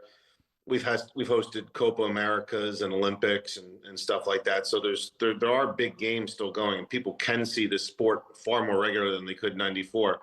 But to grow the game, you know, it's tough. People are, if they go to one game, it's a massive financial overhaul for the family, but they manage to make it work just once. They're not scrounging around looking for tickets, you know, still trying to buy them on the secondary market at a realistic price to then go to another game. It's one game or not, and then I think, but people are going to be following it. People like a spectacle in America, and people are going to be talking about it a lot once it begins. So. But yeah, it is unfortunate about the ticket prices and the logistics about getting the games. I mean, they built this train station at MetLife not too long ago, and now they're just jacking up the prices, which seems to me to not how, you know, mass transit should work. Just give us a quick sort of outline of the national team, the US team under Mauricio Pochettino, and the expectations perhaps on them. There's a lot of concern right now. I mean, I think the March window didn't bring many good, but brought very poor results, poor performances. There was some good performances in the friendlies in November where they beat Paraguay and then they beat Uruguay 5-1, which is a huge result. But so people aren't really knowing what to expect. They've seen so much good and so much bad under Pochettino that, you know, it just seems like the teams could go either way, and they're just hoping Pochettino finds the right equation at the last moment. But there's not a lot of optimism. There's some cause for hope, but, you know, someone who covers this team for years, it could go either way. Well, Brian, we appreciate you joining us and just giving us the very latest on how preparations are going. And as you say, maybe not too optimistic about the national team, but maybe when it all comes down to kickoff, it'll be a different matter, buoyed by the fans and everything like that. Yeah, exactly. You never know. Exactly. Brian, thank you. That was US soccer expert Brian Sciaretta then joining us. And don't forget, every game of this 2026 FIFA World Cup will be live for you on talkSPORT. And by the way, the latest episode of How to Win the World Cup is now live for you. Matt Ford and Alex Brooker are alongside the French World Cup winner, Emmanuel Petit, to talk all about France ahead of the tournament this summer. That's How to Win the World Cup, available now wherever you get your podcast and on the talkSPORT World Cup YouTube channel. Now, stay with us. We're going to discuss something you know quite a lot about. That's defending. See if you think defenders get enough love and what the state of defending is like these days. You're tuning into Kickoff on talkSPORT with Ladbrokes. It's 18 and over. Gambleware.org.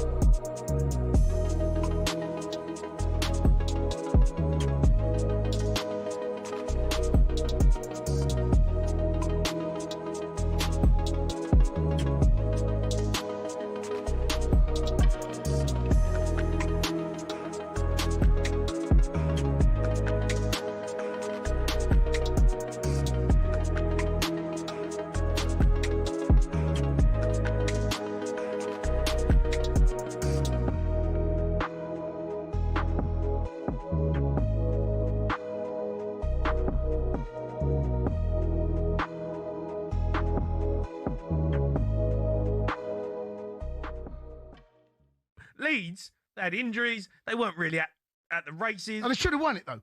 Leeds should have won it. Yeah, because we fell apart. We fell apart, mate. False that. Yeah, but don't blame Leeds. Don't stand on a pop at West Ham. I'm not blaming Leeds, but Leeds were there to get beat tonight. It wasn't a great performance from Leeds, right? But once we scored, we went 1-0 up, right? Yeah. And we fell apart. We were bottling it all over the park. No one had any bottle to get on the ball, to make a pass, to have some structure. There was no pattern of our play.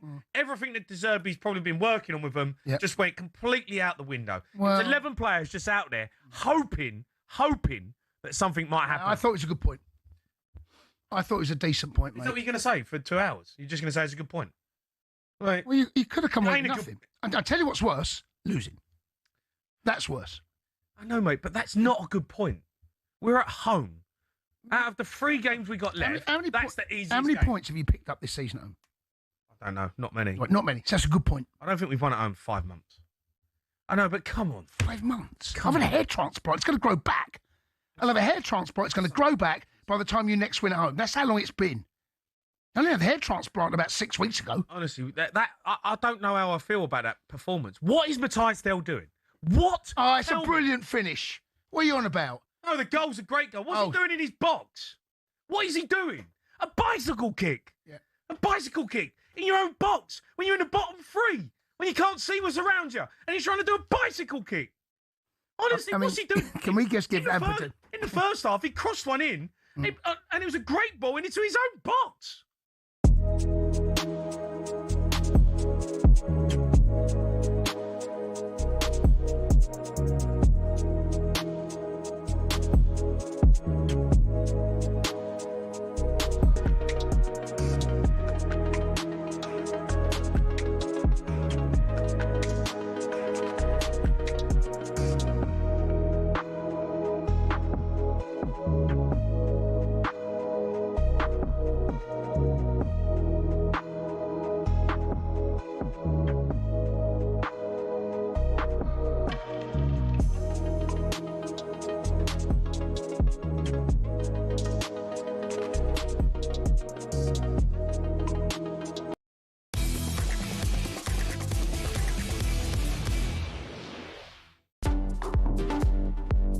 Thank you very much for tuning in to Kickoff on talkSPORT, and it is the former Wales captain and former League Cup winner as well, Ashley Williams, who's alongside me, Natalie Sawyer. We're taking you through until 10 this evening. Right, let's bring you an update with what's happening in this League One playoff semi-final second leg. See if we're any nearer to a goal between Bradford and Bolton. Jeff Peters?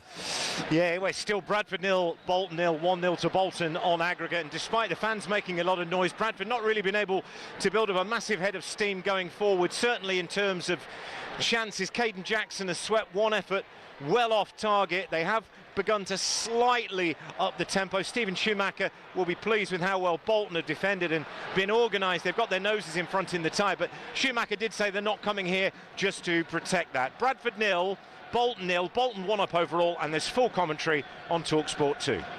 Jeff, thank you very much. Before we sort of talk about defenders and players of the season, just a quick word on Everton. You're one of your former sides, if you don't mind. For a while, it looked like they were going to be challenging for the topper end of European football, but it feels maybe it's just going to be the Conference League that they can battle it out for in these last few remaining games. And that is, of course, if it drops down to 8th.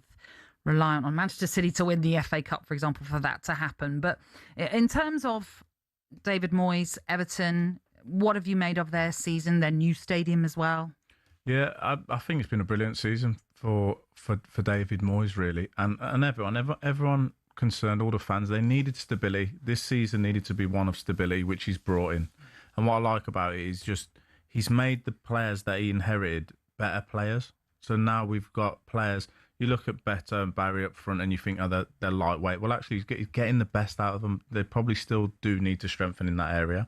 But you look at someone like Garner, going to the World Cup, probably, I'm assuming, and brilliant player. The defenders defend properly. I just think moving into this, staying up was very important for them. But now moving into the new stadium, I don't I don't think they need to be challenging for Europe. Like, if they get there, of course you take it. But if they don't, I think it does them a favour, because it's just 1 year more stability. Now he can bring some players in that he wants to bring in, probably. But I think he's done an excellent job. Those players there have done very well. Considering Everton's recent history as well and where they've been finishing, this has been a really positive season for them. And I always wonder about moving into a new stadium, how difficult that can be. As much as, when it comes to planning, everyone that's involved in Everton would have tried to emulate as much as they could of Goodison moving into Hill Dickinson, in terms of keeping the sort of core fan groups in the right sort of areas, if you like. But when you're moving to a new stadium, and I can only assume this, that it still takes time to bed in, I imagine. Yeah, it does, because you're used to just silly things, your parking space and your locker where you get changed, or where you, I don't know, whatever it might, your shower, even down to sometimes there's little things. And then when you move to a new stadium, it feels like you're playing away every week until it becomes home. But so that they've managed that. We've seen so many teams struggle in new stadiums, obvious ones, and they've managed that transition brilliantly. And I think from such an iconic stadium like Goodison, and actually I think, if I'm being deadly honest, sometimes it went against Everton to play at Goodison, because it was such an intense stadium, and if it weren't going well, it can close in on you very quickly as the home team. So it probably helped in that way, but they've made the transition look effortless. And like you say, for you, it probably makes sense that don't worry so much about Europe this season. But if they get it, it's a blessing. It's an extra bonus for them, perhaps. But in terms of going forward with David Moyes, he needs to be backed in the summer to improve that squad, to then go again and challenge properly. Yeah, because I think next season they should be looking at that. They should be looking at challenging for serious European spots with what he's done this season, with a squad of players that probably you'd think a little bit limited in what he's got. He doesn't never really have that much on the bench to change games. So I think he should be backed by the football club to bring in certain players that he knows football so well, and also speaking to him, he doesn't just know the Premier League, he knows the European League so well. So he will have his eye on certain players. Now they're in a position where they can afford to start trying to do their business early and see what they can and can't do. And I do think he should be backed. He's done an excellent job. Moving on then to Bruno Fernandes, who was named the Football Writers' Player of the Season. Surprised some people in the sense of, he might not have played as many games as some other teams, Arsenal notably, and there were many people suggesting someone like a Declan Rice should be up there for the Player of the Season. But when it comes down to the stats, he's created the most chances of any in the Premier League this season. 19 assists sees him one shy of the overall record as well of 20, which is held jointly by Kevin De Bruyne and Thierry Henry. But it got us talking beforehand about the bias in general when it comes to attacking players. Yeah. And it always seems naturally that they get the plaudits, especially when they're the ones scoring the goals. Defenders don't tend to get so much of a look in. Does that annoy you? No. It has done in the past, and I'm not on about myself, but there's been some good centre backs that have probably been overlooked in these conversations. I can't think of anyone this season that's jumping off the page. And going back to the original, I would have voted for Bruno Fernandes. Yeah. I think he's been excellent, coming from where, with that Ruben Amorim position and just dragging his team through it. I think he's been excellent throughout all of that. So I think he's deserving of it. But yeah, sometimes we got to remember that the defenders do a job as well. And I get it, because we all watch football for entertainment purposes. Unless you're playing it, if you're watching it, it's for entertainment, and you want to be entertained. And there's not that much that's entertaining about stopping the creativity. But then what? I mean, you mentioned you can't think of necessarily any defenders, standout defenders, but would you not bring Arsenal's defenders into that equation this season? Not over the people that were mentioned. Okay. I think Arsenal, don't get me wrong, Gabriel's been brilliant, Timber's been brilliant, they've all been great, but I see Arsenal as more of a unit, a defensive unit. Okay. Yeah. The whole team have been brilliant defensively, with a great goalkeeper, and he's been mentioned as well. So that's positive. We are expanding just from strikers a little bit. Well, that's true, and we should say that the Premier League themselves have put out their nominations now for the Player of the Season, and Fernandes is listed alongside Arsenal defender Gabriel. Nottingham Forest Morgan Gibbs-White is also in there. The league's top scorer Erling Haaland, Arsenal duo of David Raya and Declan Rice, as well as City's Antoine Semenyo and Brentford's Igor Thiago.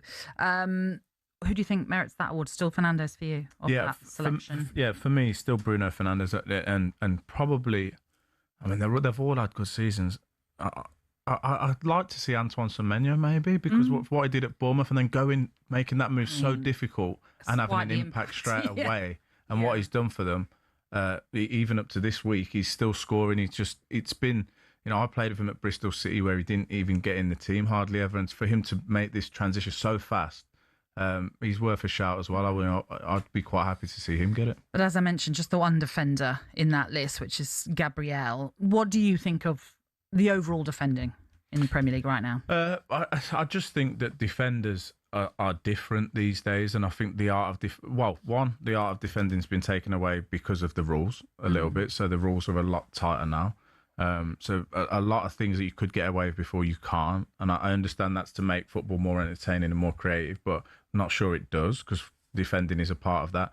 I think what's happening lately, and I've said it before and I'll say it again, is that at a younger level, at academy level, I've seen hours and hours of academy sessions, been involved in them myself, and no, I've never seen a defensive session, never ever. So these players are being brought up to play in possession all the time. You look at defenders, and now they get judged on their distribution. Can they start attacks? What they can do, and then play out and can they all play? that? They're great playing out from the back. They can't defend the 6-yard box. They can't defend crosses. They can't defend long balls. The basics. They're jumping off the wrong leg. They can't head the ball in the correct manner.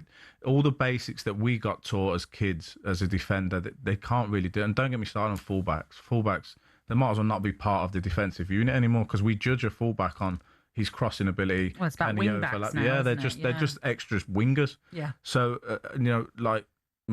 as a centre back, you always wanted to know where your fullback was. Is he behind me? Is he talking to me? Is he communicating? He's the last line of the defence. Is he on the back stick behind me now? You can't rely on your fullback anymore, because he's halfway up the pitch attacking. But everything obviously comes around like in a circle, doesn't it? Do you think the art of defending might come back as a really important factor for academies? I hope so. Because most games, in my opinion, are decided on bad defending. And every now and again you see an amazing goal, you go, that can't be stopped. But a lot of the time you go, that can be stopped. And it'd be a collection of errors, of defensive errors that accumulate in a goal. And I think that it's an important aspect, especially for the younger players, for the youth setups. They need to be learning how to defend, because it's a part of the game that they have to do majority of the game. So I'd like to see that come back. But for that, we've got to sort out this whole officiating VAR situation, because at the minute I don't know how I would play in this day and age. Okay, so I was going to ask you that then. Bear in mind you've just sort of highlighted it. Yeah, how would you describe your defending style when you were playing? How would you describe that? Well, physical, really, yeah. So that you think nowadays the Ashley Williams as a defender now would have to really think about everything that you're doing. Yeah, it's struggle, because the physicality is taken out of it straight away. So no longer can you use that, and I don't see why you can't use that. It's part of the game. It's part you go to the gym and you do physical sessions to get better physically, so you can use that against an opponent, whatever it might be. You also, sometimes you play against a big physical striker, sometimes you play against a nippy, skillful one. You've got to be able to deal with both. Now all of that's taken off you. You can't, and if you do be physical, it gets checked again. So I mean, we've seen, it's been spoken to death, but you just look at the Arsenal-West Ham game, the corner comes in and there's physicality in there. Well, that would be a normal corner before that. 15 years ago, that was normal for that to happen. I don't see why that shouldn't happen. The strikers have to get out of that situation the same way we have to deal with strikers. Does that make sense? So it's a game of chess of what it is, but you're restricting the defenders so much on what they can and can't do. It's almost becoming a non-contact sport. And obviously, and I'm not in any way disputing that there was a foul on David Raya in that, but as you say... I've took us down that alley, haven't I? No, I just wanted to quickly ask you though, because I don't dispute that wasn't a foul, but like you also said, there were plenty other fouls going on, and if you really wanted to look into it, there could have been penalties elsewhere, but that's by the by. We know the decision was made. But do you think goalkeepers get more protection than any other player when it comes to those kind of set pieces? Yeah, but they always have, to be honest. Okay. If you blow on a goalkeeper, it's a foul. So actually this season, I think probably... I know that was highlighted with Raya, but I think this season they've been under a lot more pressure than normal. Like, it was normally a given that you can stand in front of the goalie or around him, but if you touch him, it's going to be a foul most times. And I kind of get it as a defender. I didn't want anyone touching my goalkeeper ever. Oh, look at you, so protective. Yeah, have to be. Yeah, quite. Yeah, it'd be interesting to see how it all develops when it comes to defending, certainly, because you're right. It does feel as though it's slightly gone away. There's so much more influence when it comes to attacking football right now, which obviously in some ways can be amazing because that's what the product that we're seeing. But yeah, like you say, it's frustrating for you going to. Yeah, but I do think that if the defending got better, the attacking would then have to get better as well. That's true. So how many games do we watch in the Premier League? And I still think it's the best league in the world. But how many games do we watch? And sometimes you're a little bit. It can be a bit drab. There's no excitement in it. It's very system based. And so you don't have to defend as much. You don't have to defend a maverick type of player. You look at Cherky and we're all off our seat, and he's the only one at the minute that's doing anything that's not so robust and within the system. But is that also as well where you, in a way, would like to see a mix-up in style of football? So going long at times, causing havoc that way. And also just a manager possibly taking a bit more of a backseat when it comes to the attacking third and saying, I've brought these players here, or I've got these players because they're very good at attacking. I don't need to coach them to death in how to score a goal. Let them be free, let them take someone on, and let them have that security and the safety of saying, okay, you've tried to take someone on and that you got tackled. It's not the end of the world because we're secure behind you. But at the minute, it just seems like everybody's coaching the ball right up into the goal, and we lose that flair and creativity. And where are those players anymore? Where we're not bringing those players through. In the same vein that I say that we're not bringing through good defenders, we're not actually bringing through people that just make stuff up and creative and are allowed to just try things on the pitch. If you have your say on this, you're more than welcome to get involved. 03717 2233 44. That's the number to call us on, or you can WhatsApp us on that, or you can even text us to 81089. This is Kickoff on talkSPORT with Ladbrokes. It's 18 and over. BeGambleAware.org. Next up, we're going to discuss possible punishments for Southampton as they await the results of the hearing on Spygate next week.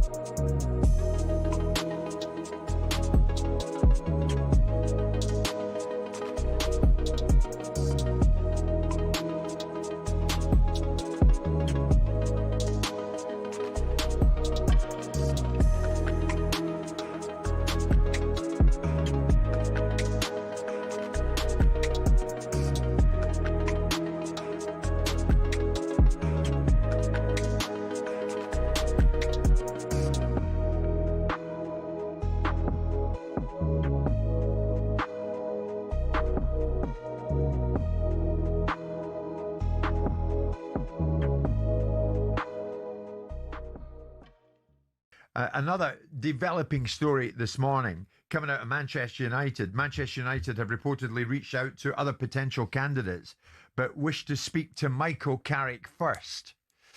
What do you read into that?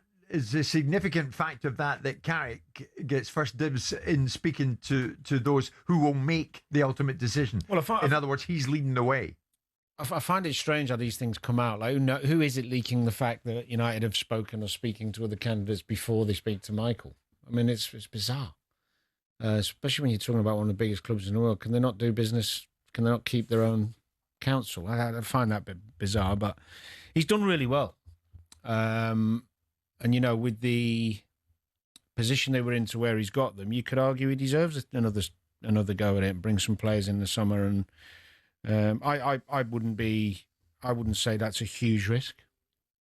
The progression they've made under him, I'd give him another go. Yeah. Significant, Simon, that they want to speak to Carrick first? Yeah, again, I don't know who's briefing in and whether it's coming from Carrick's side or whether it's coming from Man United's side as to the briefing in as to why Man United need. You can employ an England manager without anyone knowing about it, but they can't seemingly have a conversation amongst themselves without broadcasting it to the media.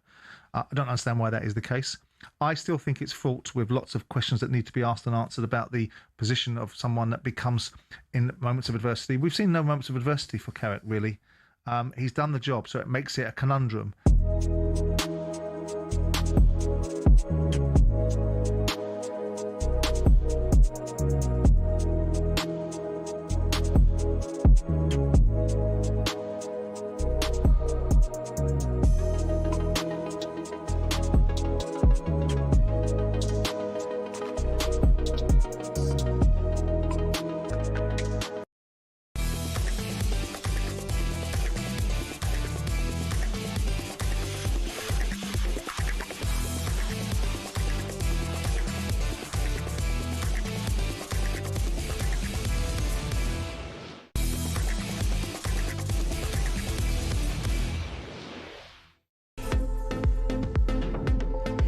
Kickoff on talkSPORT with the former Wales defender Ashley Williams and me, Natalie Sawyer.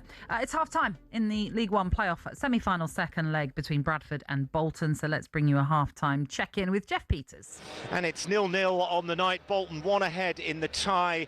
Terrific atmosphere. Lots at stake, of course. A place in the final against Stockport. The quality of the game hasn't been quite what we hoped for. Bolton have had a few chances, but nothing really clear-cut and nothing on target. Just a couple of efforts for Bradford. Jensen Metcalf with a 25-yard volley, which was deflected wide just before the break. Stephen Schumacher, definitely the happier of the two managers, as this result sends them through, although they have lost skipper Owen Toll to injury. They're one up on aggregate. It's goalless on the night, and there's full commentary over on talkSPORT 2. Jeff, thank you very much. And let's check in once more with what's happening at the PGA Championship, where there are some surprise leaders at the top end of the leaderboard. talkSPORT's Sean O'Brien joins us. PGA Championship update on talkSPORT with Arnold Clark. Get the UK's best used car deals, guaranteed. Yes, 4 guys in the clubhouse on 3 under, and Alex Smalley and Akshay Bhatia, the 2 Americans, have just got themselves to 3 under out on the course as well. But some of the big guns are starting to show themselves on the first page of this leaderboard. One of them is 2-time PGA champion Justin Thomas. He's just 1 shot back after a bright start to his opening round. Then at 1 under par, you've got Colin Morikawa, Patrick Reed and Cameron Young. They've all put themselves just 2 shots back. But at the top, it's a 6-way tie for the lead on 3 under par. Sean, thank you very much. Right, as things stand, the Championship playoff final will be contested between Southampton and Hull on Saturday, May the 23rd. So that's a week on Saturday. But could all change dependent on the Independent Disciplinary Commission hearing, which is set to take place on or before Tuesday. And this is all centering, of course, on Spygate. So what on earth could happen as a result of all of this? Delighted to say, joining us to give us the football administrating side of views on this is ex-Brentford CEO Andrew Mills. Evening to you, Andrew. How are you? Hey, Natalie, how are you? Yeah, very, very well. Long time no see. Tell us about this complicated story then involving Southampton, Middlesbrough, and who knows how far reaching it could go as well. What do you envisage could be happening over the next few days? Well, there'll certainly be a lot of very tense conversations about the possible ramifications. And having done a little bit of digging today, knowing that this conversation was going to come up this evening, I think you know, Middlesbrough feel they have a very, very strong case, and it's not just a case that's on this individual basis. It's Southampton's integrity over the case of or over the scope of the season.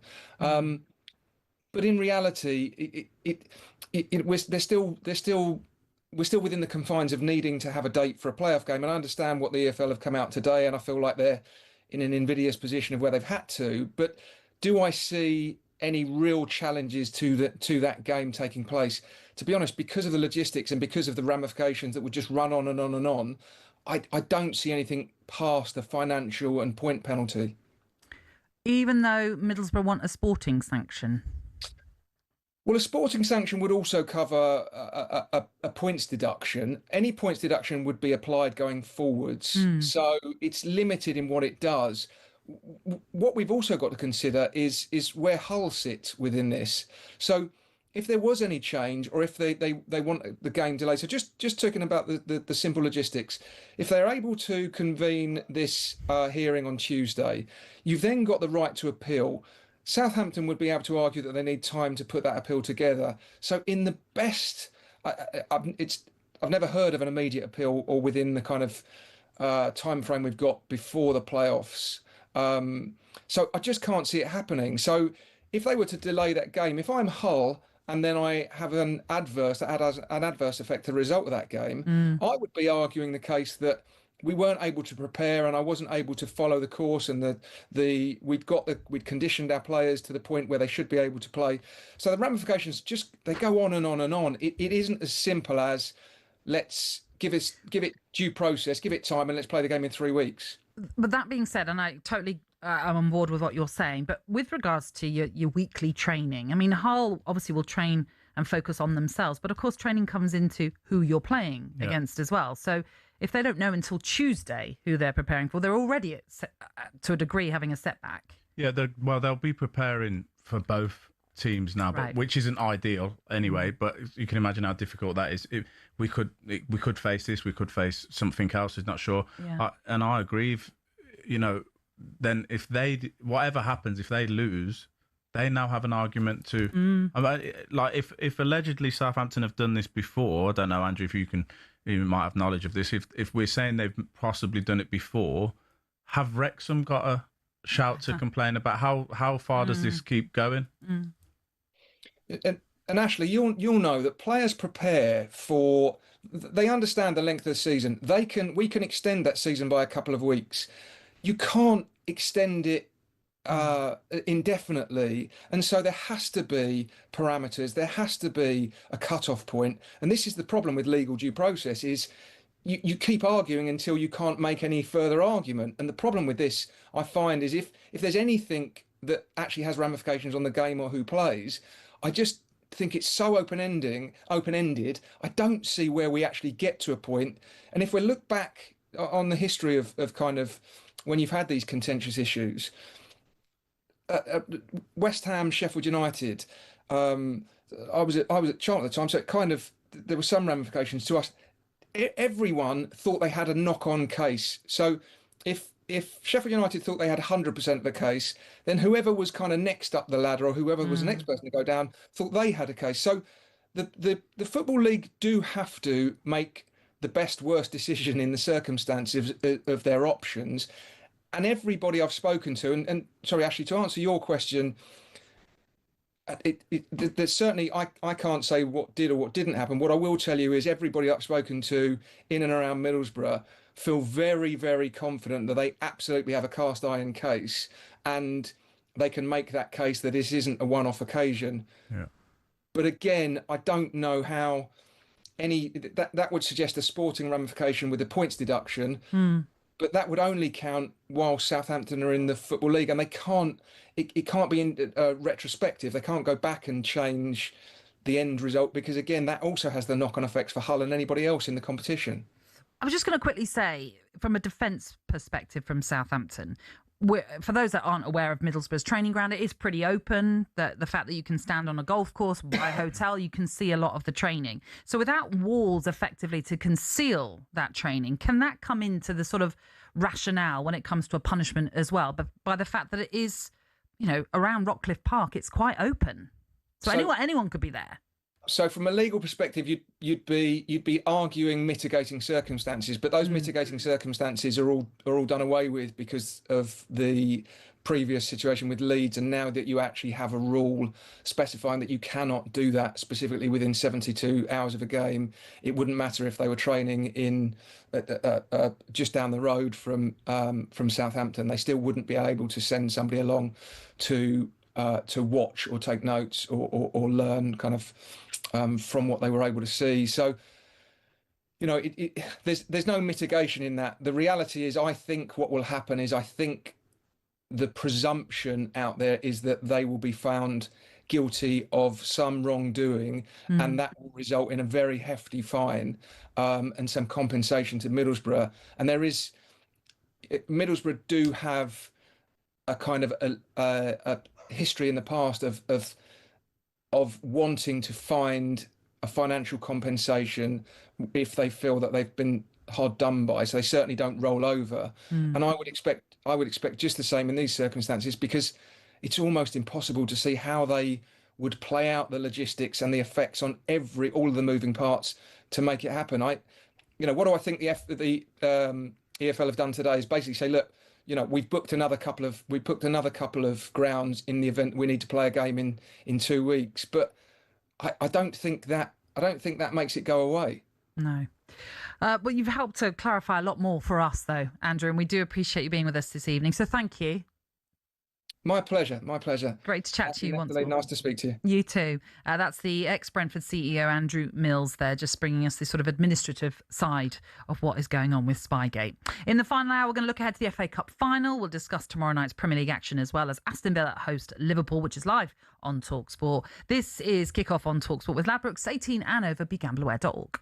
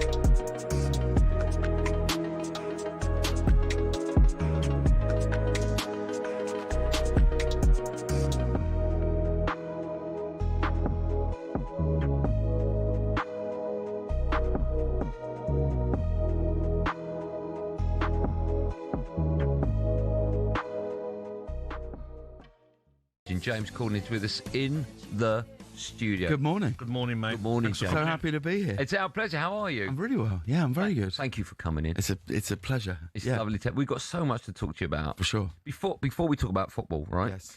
I was just going over old stuff that you've done, right? Mm. And I was watching with my producer Ollie this morning when you did the Sports Personality of the Year. I think it was 09, 07, I can't remember. It was nearly 20 years ago. And you stood up in front of everyone, right? Yes. You gave, as Smithy, you gave this massive speech. Smithy won Coach of the Year. And I said to the producer, he's got a good memory, right? How nerve-wracking must that have been for you? Was that just insane? Did you have autocue on that? Or was that...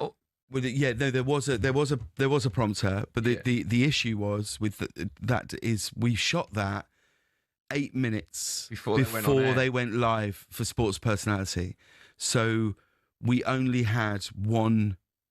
We could only do it once. Yeah. From the standing up in the crowd, the walking through, doing all the stuff. So also, we had to make sure that lots of people were in the audience because at Sports Personality they all wait in this room before they go out, and we had to go up to like Freddie Flintoff, and what we had to say to him, we had to go, Freddie, we're going to do this thing. Don't laugh along, okay? Because it can't look like it's like a sort of roast monologue. Yeah, which is why Freddie's such a brilliant actor. Looks so angry in that we just make out like it's real. Don't just laugh along when we start saying all these things to different people. And the only instruction I was given was you can't interact with Capello, because they were like, you're not allowed to interact with Capello.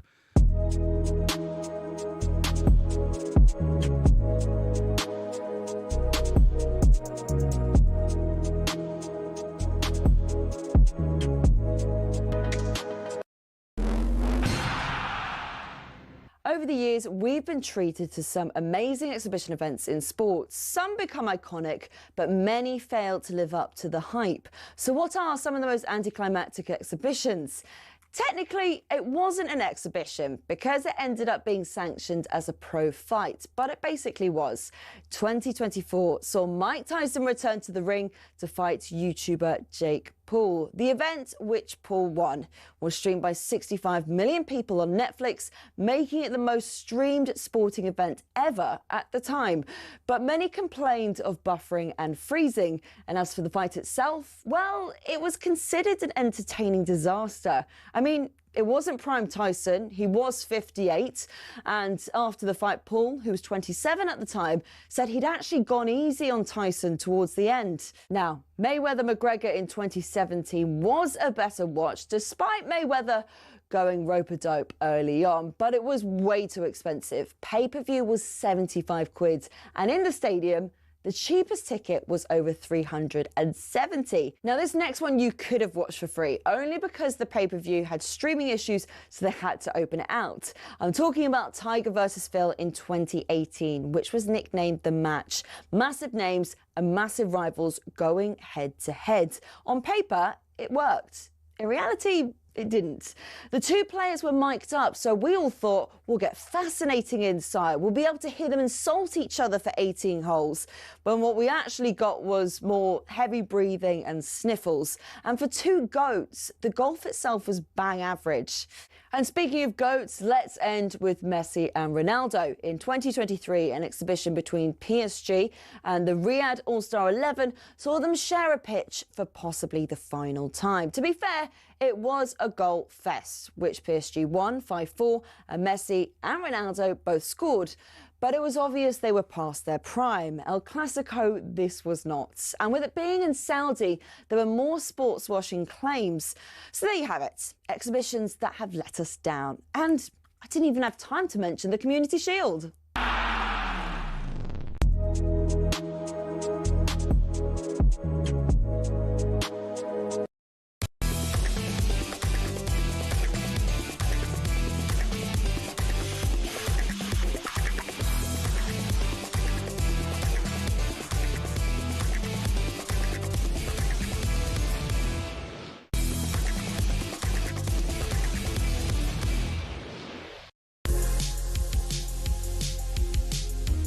This is Kickoff on talkSPORT. Coming up this hour, we're going to be discussing the FA Cup final. Can Chelsea win it by beating Manchester City and bag a European place to go with it? We'll discuss the Premier League's relegation battle, who will be joining Burnley and Wolves in the Championship next season.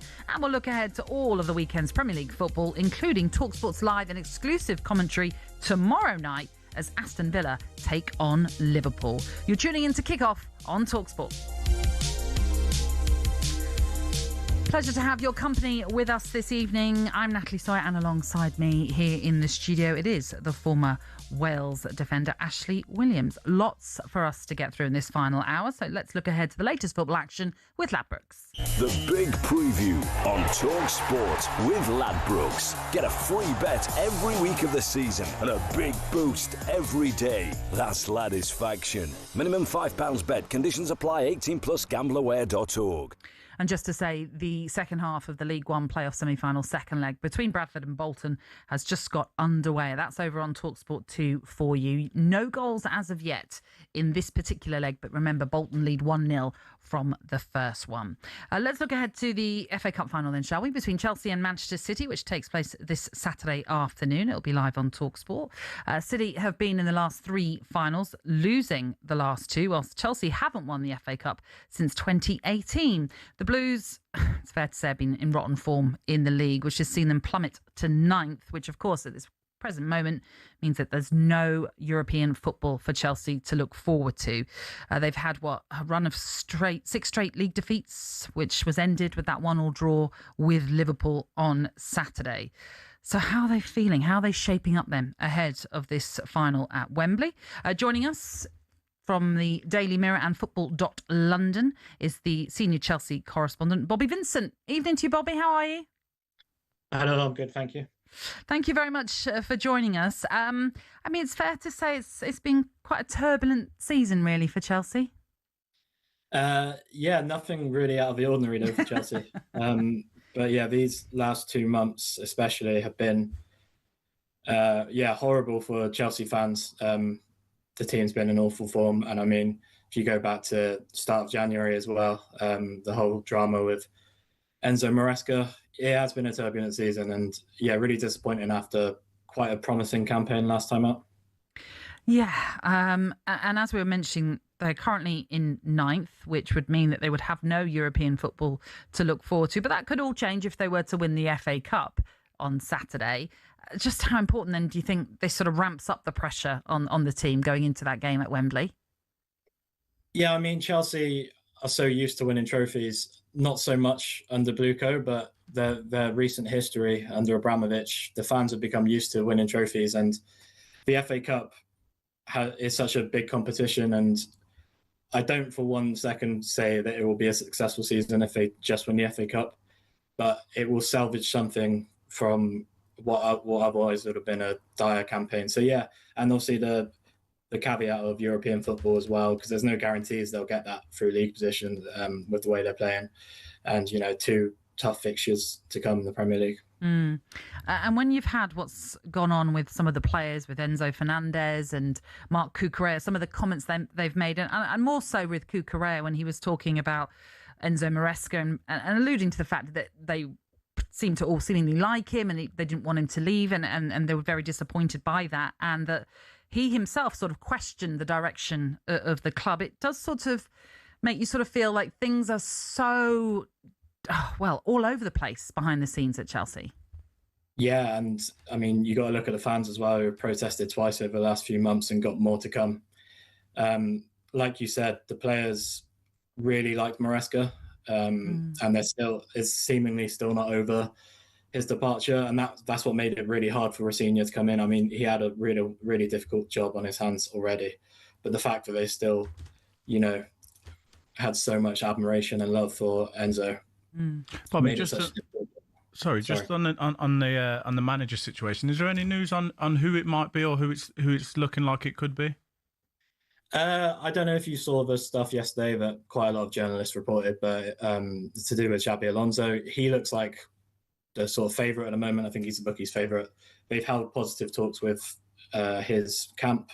Nothing done yet because Chelsea aren't rushing this. They said in the club statement that there's a period of self-reflection. They know that they've got appointments wrong, in recent times. So that they're not going to rush this. But all the signs at the moment are pointing towards Alonso, but that doesn't mean it's done. There's still Iraola, who they like. There's still Marco Silva, Oliver Glasner, Felipe Luis, their former left back. He's someone they've considered as well.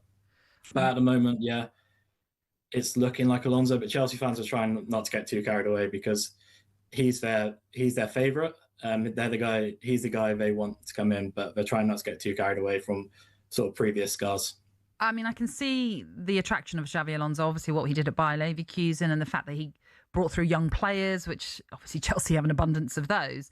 But it does feel, Ashley, with Xabi Alonso, that it's going from one cauldron to another when he's gone from Real Madrid. Obviously, that didn't work out very well for him. That would be my question mark over it. Would he want that job? And if, like, because he's in a good position to take a lot of European jobs that become available. So who would want that job at the minute where it seems like, to me, the players hold the power at that club over any manager? So we would have a massive job, and that's not even to do with the football. That's just trying to manage those personalities, where he's just, as you said, he's just walked out of a dressing room which seems to be very similar. So my question would be, would he even want that job? Yeah.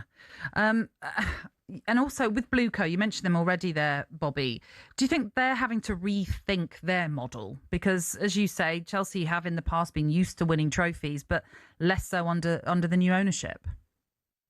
Yeah, I mean, we were told sort of towards the end of Rosenior's spell, so probably a month or two ago now, that this summer they're going to try and add more Premier League proven players. But also not to deviate away completely from their model that they've adopted so far.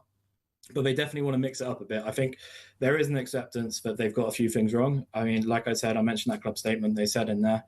And I don't think that was just to keep fans happy. I think they genuinely feel that. And so they're not going to deviate away from their transfer recruitment policy completely, but they're going to try and add some players who they feel are ready-made and can come into that squad, because that squad at the moment, I mean, you guys have seen this season, they've lacked maturity at times. You saw that towards the end of, throughout Rosenior's spell, really. And they've been accused of downing tools, all of that sort of stuff. But they definitely need some sort of experience in there, I think. And I think there's more of an acceptance now from Blueco. Bobby, appreciate you joining us. Thank you very much for that.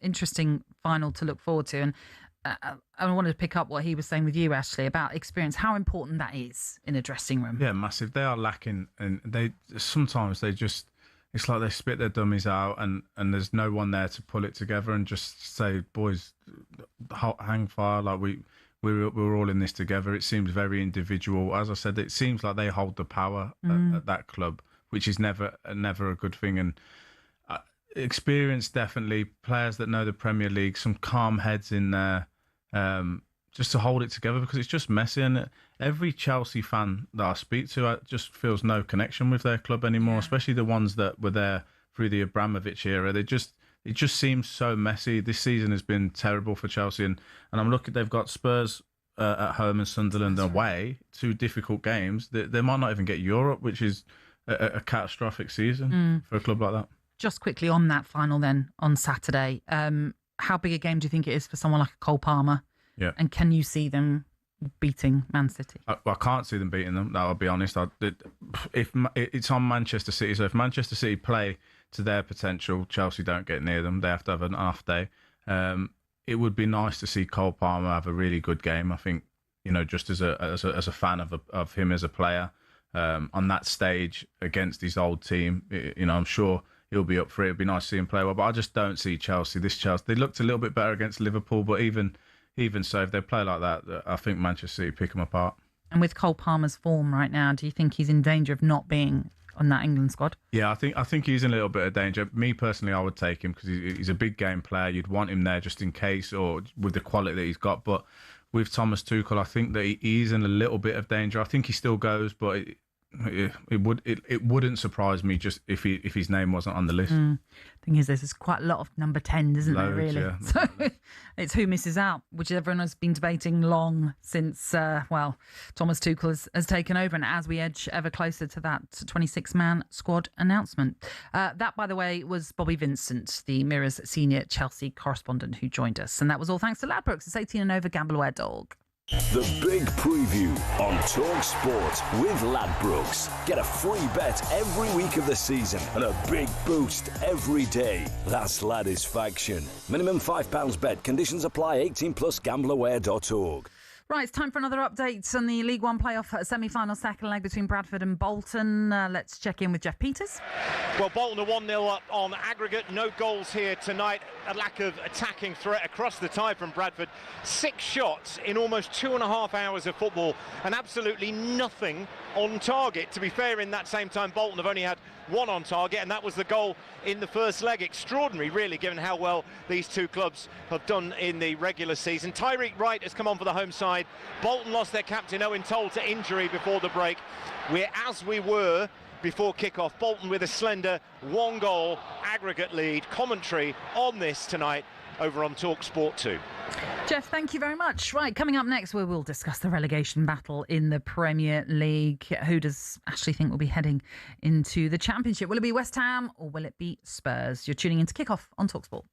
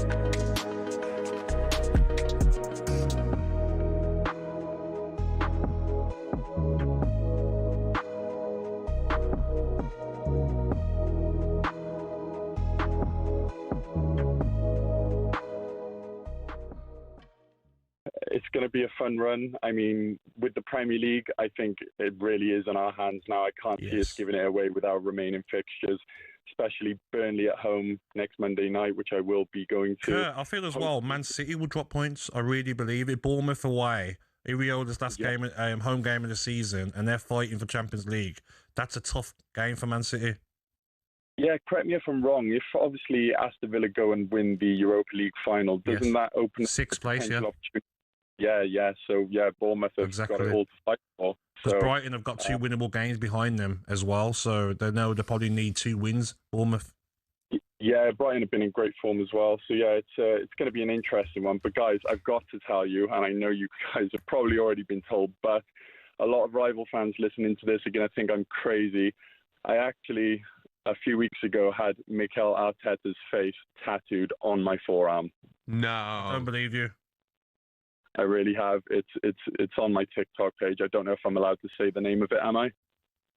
Yeah, I don't see why not. Yeah, so if for anyone listening, it's called Arsenal.overflow. And yeah, you'll find it on TikTok. It's pinned at the top of my profile. I had Mikel Arteta's face tattooed alongside Thierry Henry and Emirates Stadium in the background because I do believe in this man. I do believe he is the one that's going to get us over that line, get us the trophies. And once these come in this season, I think we're just going to keep on going. Then I think the next couple of seasons we'll continue winning a lot more silverware.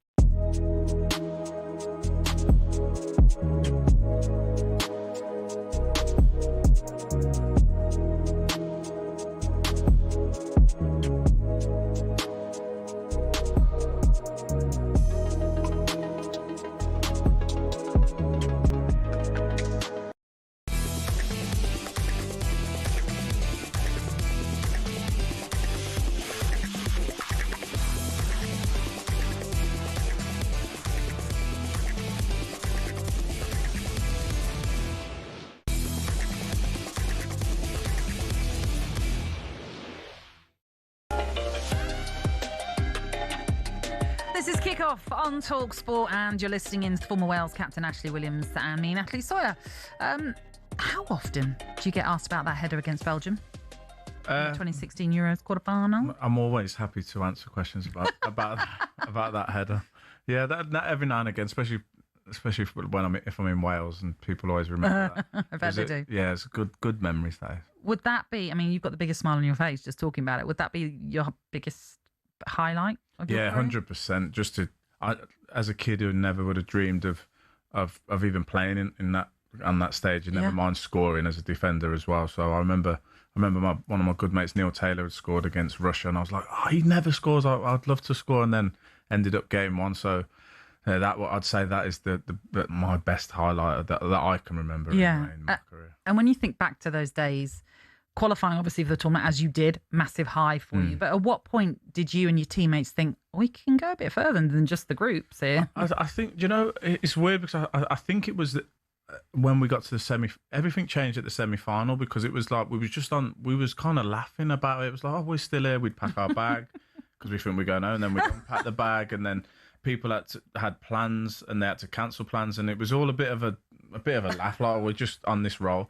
And then it got to the semis, and I remember that it just changed a little bit. I can remember the atmosphere was like maybe we could win it. We're not far off winning it, and then everything got a little bit stiff, and that's, if I've got any regret, it would probably be not trying to deal with that situation a little bit better. Just saying, lads, just keep doing what we're doing, and it's good, because it was always good enough. Qualifying was good enough. Getting out the groups the fans were just happy with us on the journey. So I felt it changed around that semi-final Portugal. I guess though it's kind of natural though, because you're so close. Yeah, and that was, it was almost like we didn't realise what we was doing until that point, and then it was like, and it was Portugal, and Portugal then wasn't the same as they are now, so they were definitely beatable in 2016, and it was like, oh, we would have took this out of the teams left, and then everyone started to get a little bit stiff and like, oh, maybe we should win. Do people think we should win now? And then it just changed, and I think we played a little bit. We didn't play our own game in that game, so that's disappointing. But just great memories of it. Oh, I can well imagine. And like you say, that goal, I mean, you just can carry that forever. Yeah. It's pretty special. And you're lauded around Wales as a result of it. I don't know about that. Yeah, you are. Yeah, you are. I'm sure of it. Let's bring an update, shall we, on the US PGA Championship with talkSPORT Sean O'Brien. PGA Championship update on talkSPORT with Arnold Clark. Get the UK's best used car deals, guaranteed. Yes, Rory McIlroy was asked to describe his opening round in a press conference just now. He gave a one-word answer, and I can't actually broadcast it, but let's just say he's not particularly happy with an opening round 74. That puts him 7 shots adrift of the lead. And at the top, there's 7 guys at 3 under par. The most recent addition to that group is 2-time PGA champion Justin Thomas. And Germany's Martin Keimer is up there too. You might remember him as the man who made that winning putt for Europe at the Miracle of Medina in 2012. Speaking of Ryder Cup as well, Europe's current captain, Luke Donald, is only 2 shots back at 1 under par. So got some surprises out there. But at the top, it's Thomas and Keimer in a 7-way tie for the lead at 3 under par. Thank you very much, Sean. We'll continue to update you, of course, on the PGA Championship throughout.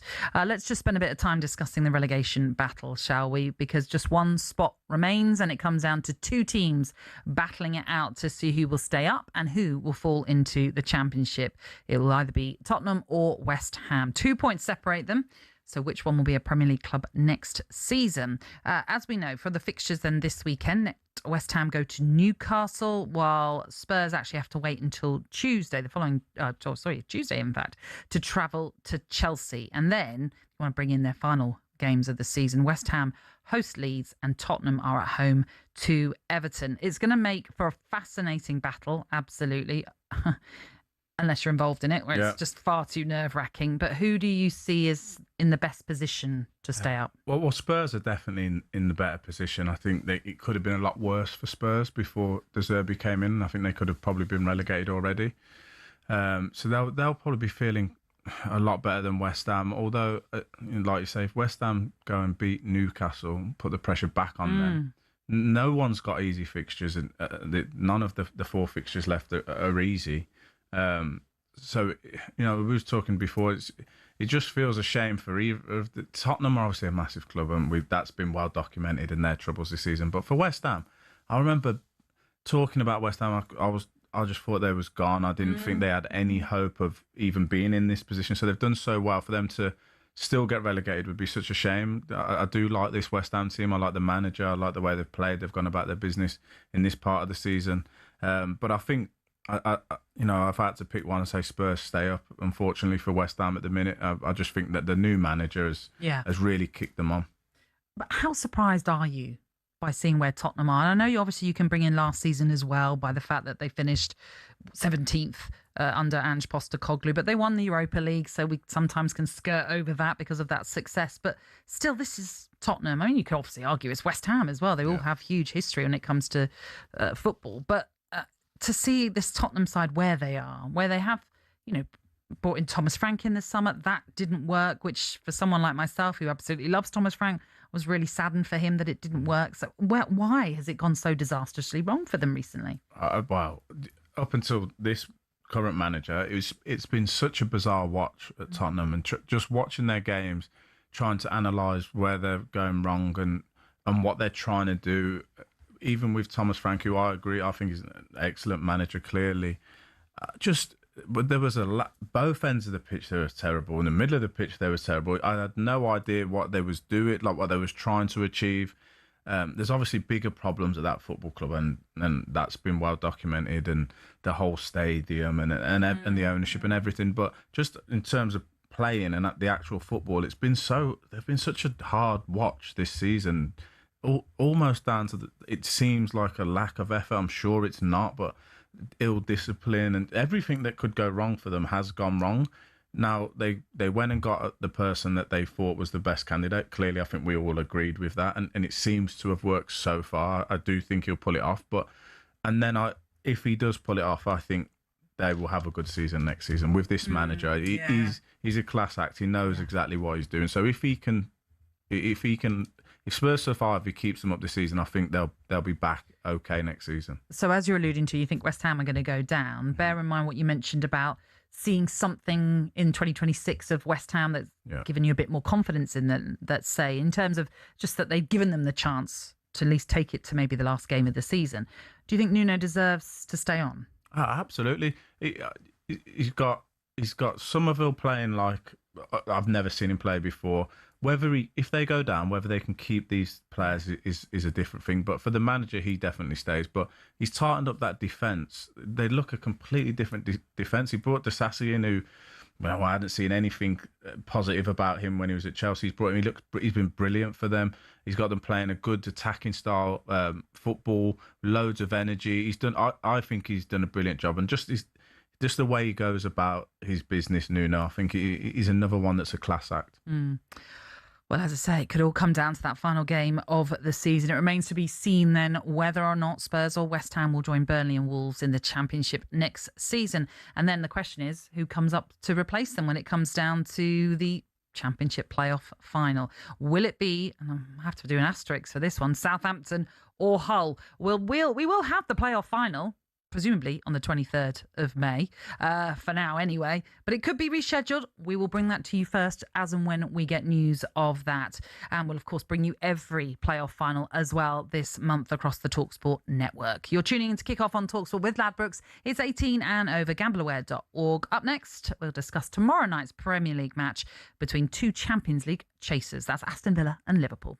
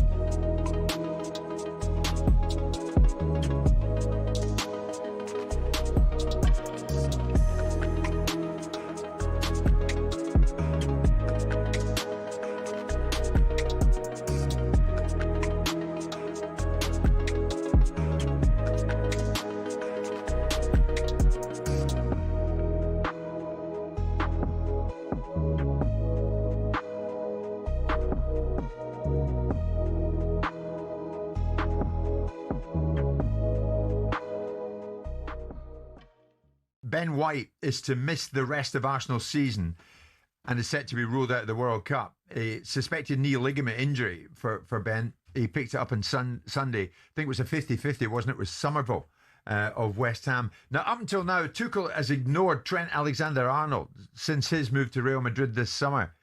Could it be goodbye Ben and hello Trent? What do you think? My gut feeling is Tuchel just doesn't fancy Trent, no matter who's fit or not, to be honest, from a defensive point of view. That's how it feels. The recent squad, he had, 36, and he didn't put him in, so I don't see why I'd be putting him in now. You think he's decided he's not going to be featured? It feels that way. Yeah. I might be completely wrong, but no matter what. Yeah, I don't think he'd be going. It's a shame for Ben White because he seems to be in the good books for Tuchel, and he's just started to get his form back a little bit, playing regularly because Timber's injury. He's decent player. Yeah, yeah. And I know Gary Neville had a little criticism of the way he made that tackle. I kind of make him right in a way, but the problem you've got now, because I missed the final once by dangling a leg. Rio come through me hard, Rio Ferdinand, the way it leads it was. And I did my ligaments, missed the final because of it. And I look back on the tackle and think, yeah, I should have gone in full tilt.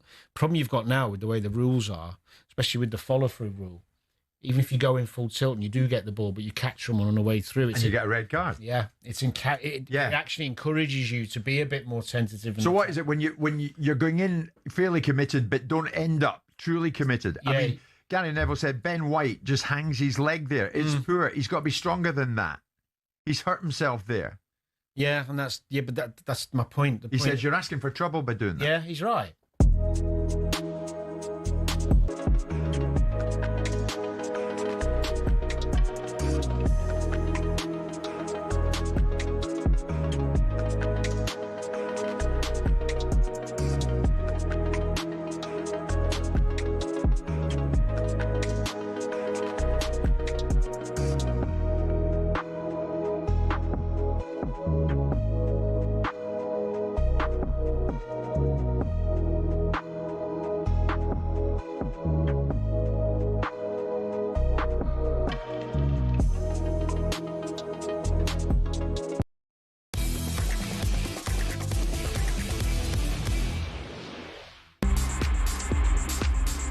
This is Kickoff on talkSPORT, and you are in the company of former Premier League defender Ashley Williams and me, Natalie Sawyer, as we take you through into the sports bar.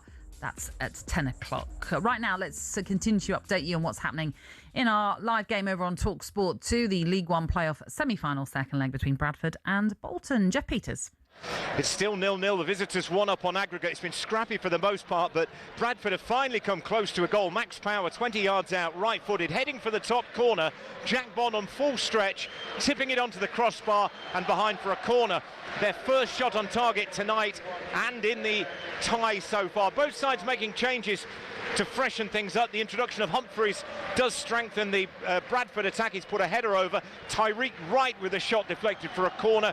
Dolby among the new faces for Bolton, who haven't had a single shot since the break. 15 minutes of normal time remaining. Bradford fans have been trying to make some real noise. They need a goal here. It's 0-0 and Bolton 1-0 up on aggregate, and it's live on talkSPORT 2. Jeff, thank you very much. Okay, just to read out a message we've received. Good luck to everyone at Tring Rugby Club this Saturday for their huge season close celebration and club fundraiser. The club is hosting the ECFB World Club Touch Championships 2026 alongside the Mini and Junior Awards Day with tournament action, awards, a raffle, auction and a live band after party as well. They're raising vital funds for a floodlight upgrade to improve winter training facilities and support the next generation of players. So we wish you the best of luck. Have a brilliant day to everyone taking part at Tring Rugby Club this Saturday. Fabulous. That's what we like to see, everyone helping out their communities. Okay, tomorrow night on talkSPORT, Aston Villa and Liverpool, I should say, meet with the winner, securing Champions League football. The Villains also have the luxury of a Europa League final to look forward to against Freiburg on Wednesday evening as they look to end their 30-year trophy drought. And of course, if they win that, they will get Champions League football that way as well. And that would have implications on the European places as well, providing they finish, is it fifth, I think it is, isn't it? Goodness me, it's all complicated, isn't it, Ashley? It's like we have to get our abacus out to work it all out. But how are things shaping up then ahead of tomorrow night's game? Let's bring in the Aston Villa correspondent for The Athletic, Jacob Tanswell. Jacob, good evening. How are you? Good evening, Natalie. I'm all good, thank you. Great to have you with us once more. I mean, Friday night, obviously a massive game at Villa Park, but you can't help but wonder if Unai Emery's just going to have a little eye on that final coming up next week. Yeah, it seems like he's had an eye on the final, probably before the Tottenham game, when Villa basically did nothing for the whole game and then managed 4 days later to turn in that performance against Nottingham Forest. They obviously then went back to type in some respects against Burnley, but it does feel that obviously Bournemouth are hot on the heels to maybe give another safety blanket and another crack at being in the Champions League next season, that they might go pretty strong tomorrow night. Yeah, I mean, in some ways, obviously, if they win tomorrow, it kind of, in some ways, eases the pressure on Champions League qualification through the Europa League. But you imagine that right now, it's all about that Europa League final, isn't it? Yeah, I think so. I think if you speak to a lot of the players or people around them, they are tired. Like, it's been a long season. They've been in the Europa League. They've had a lot of games. And it felt like that semi-final against Forest really took a lot out of them. It was like they mustered that one big performance. And they're going to have to do it again against Freiburg. And if you actually look at their league form in 2026, right, it's 20 points from 17 games. It's not great at all. So it feels like there's massive pressure, not just to win a trophy finally on Wednesday, but to qualify for the Champions League, especially if the current league form continues to flatline. But that second leg against Forest, I mean, I was lucky to be there, Ashley. It was incredible. The atmosphere, the way that Aston Villa just went about it. You could tell from minute one, it was all about being positively urgent with everything they had to do.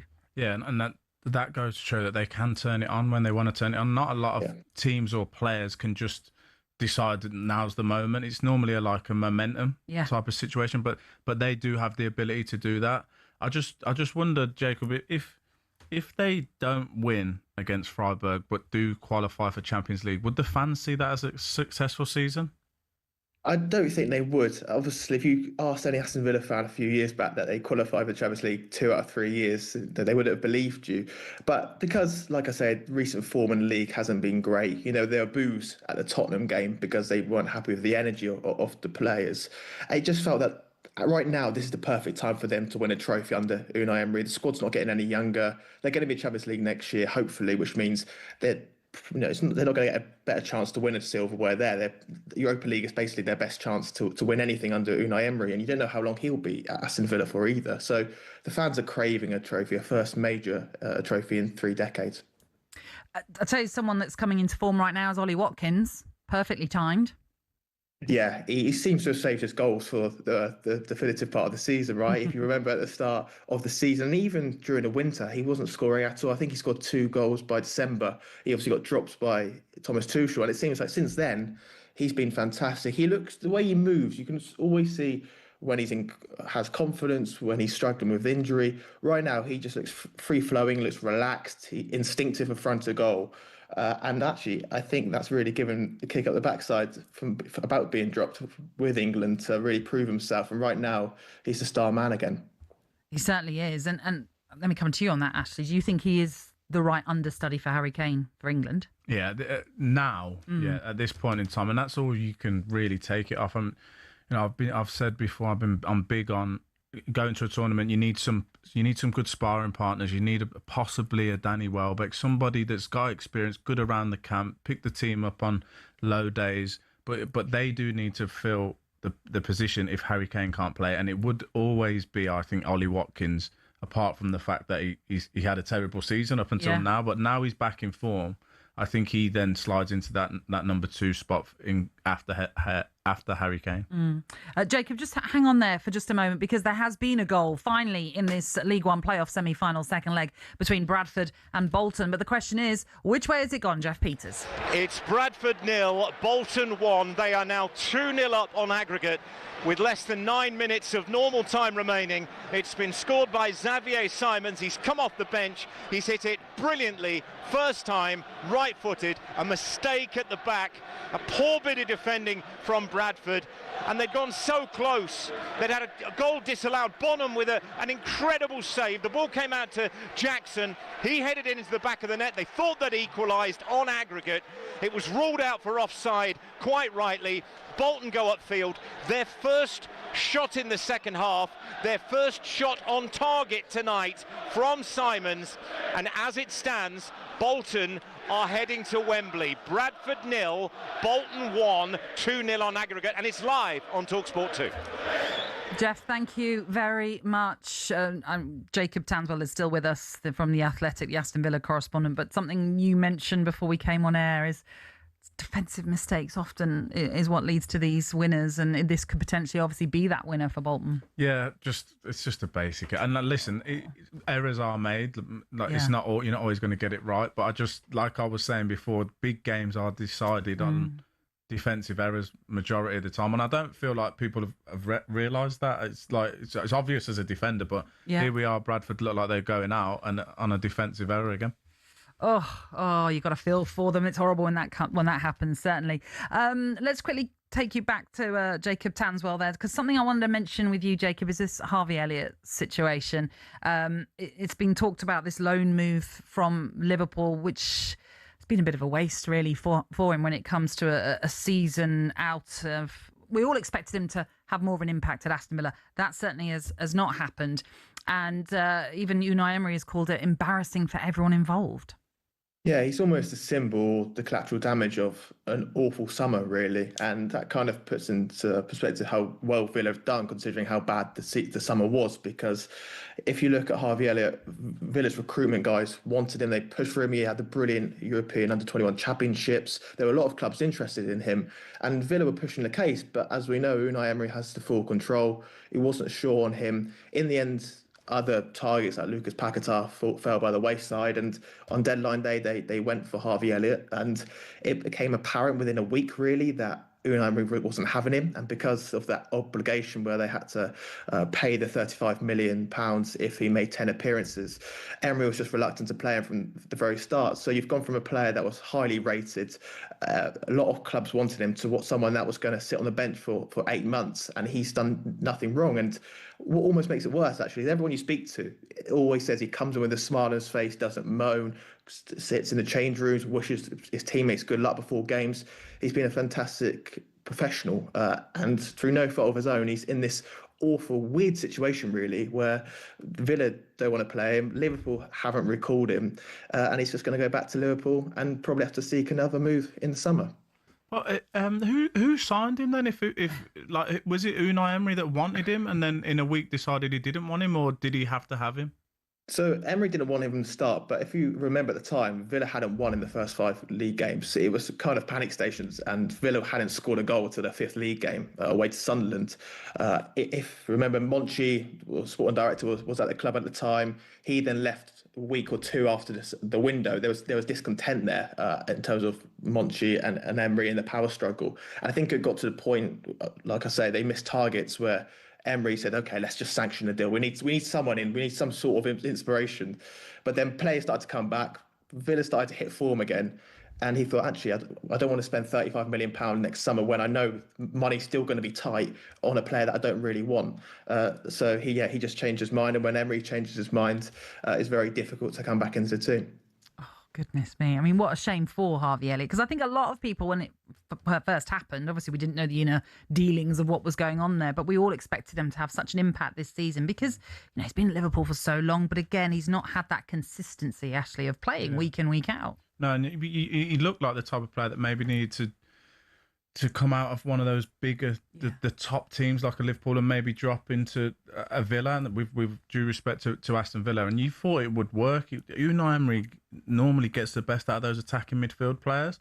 But that whole thing there, you just feel sorry for the player in that situation. Never mind the 2 football clubs. The player has wasted a whole season of his career, and the seasons come and go so fast as a player through no fault of his own. I'm sure, like we've just heard, he's training well, he's doing all the right things, and he's just not playing like that. It's the player in this situation I feel sorry for. But just quickly then, looking ahead to the summer, and it's all dependent on Champions League football, I'm sure, but do you expect Villa to have any money to spend? I think it's going to be very difficult, even if they qualify for the Champions League. I think a lot will depend, obviously, on Morgan Rogers. If he leaves, which I do think he probably will, then Villa will be able to, and they simply have to replace him. But it's going to be tight. They're still wrestling with these financial sanctions, which has been going on for many years now. Yeah. Well, Jacob, appreciate you joining us and giving us that insight into Aston Villa. Thank you. Thank you very much. That was Jacob Tanswell, the Athletics Aston Villa correspondent there. And don't forget, Aston Villa against Freiburg in the Europa League final will be live on talkSPORT from 7 o'clock on Wednesday evening. But of course, before that, they take on Liverpool tomorrow night, which is also live on talkSPORT. That in the Premier League. Talking of that, we will look ahead to some of the action coming your way this weekend. And you're listening into Kickoff on talkSPORT with Ladbrokes. It's 18 and over only. GambleAware.org.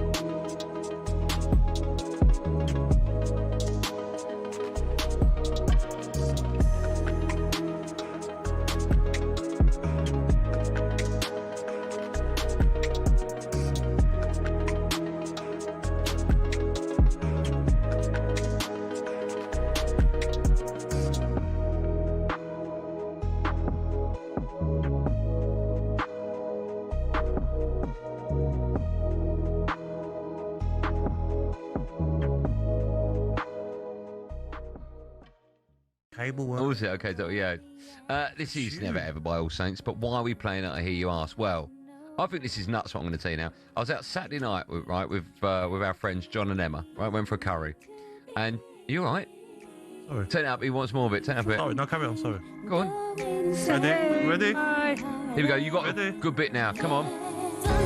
Vocabulary runs through my head. The alphabet runs right from... Oh, he's going to struggle with that. Oh, you got it. What's a tune, by the way? So I was out with my friends on Saturday night. I went out for a curry.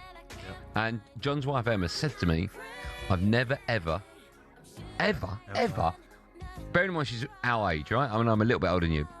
Ever had a cup of tea or coffee.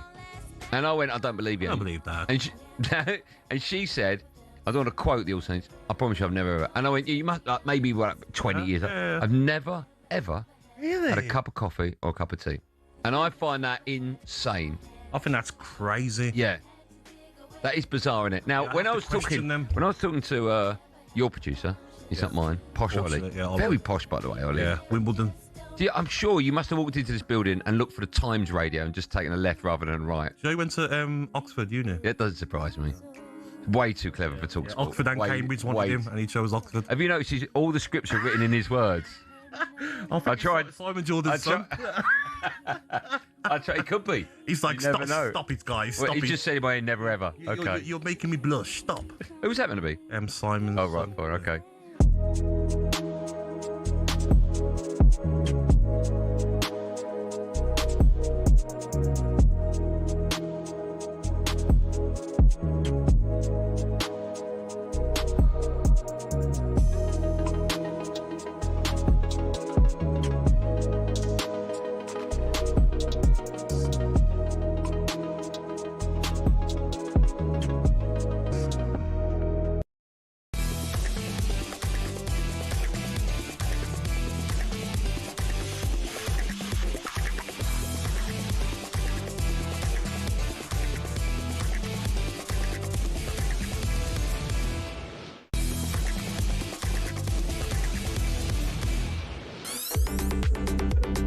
This is Kickoff on talkSPORT, and it is former Wales captain Ashley Williams who's alongside me, Natalie Sawyer.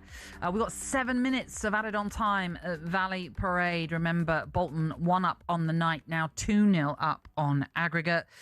We will, of course, bring you more details on that as we close in on full time. But right now, let's bring you an update on the PGA Championship with talkSPORT's Sean O'Brien. PGA Championship update on talkSPORT with Arnold Clark. Get the UK's best used car deals guaranteed. World number one, Scotty Scheffler, is starting to make his presence felt at this PGA Championship. He's finished second in his last 3 events, hasn't been outside the top 7 in the last 6 majors.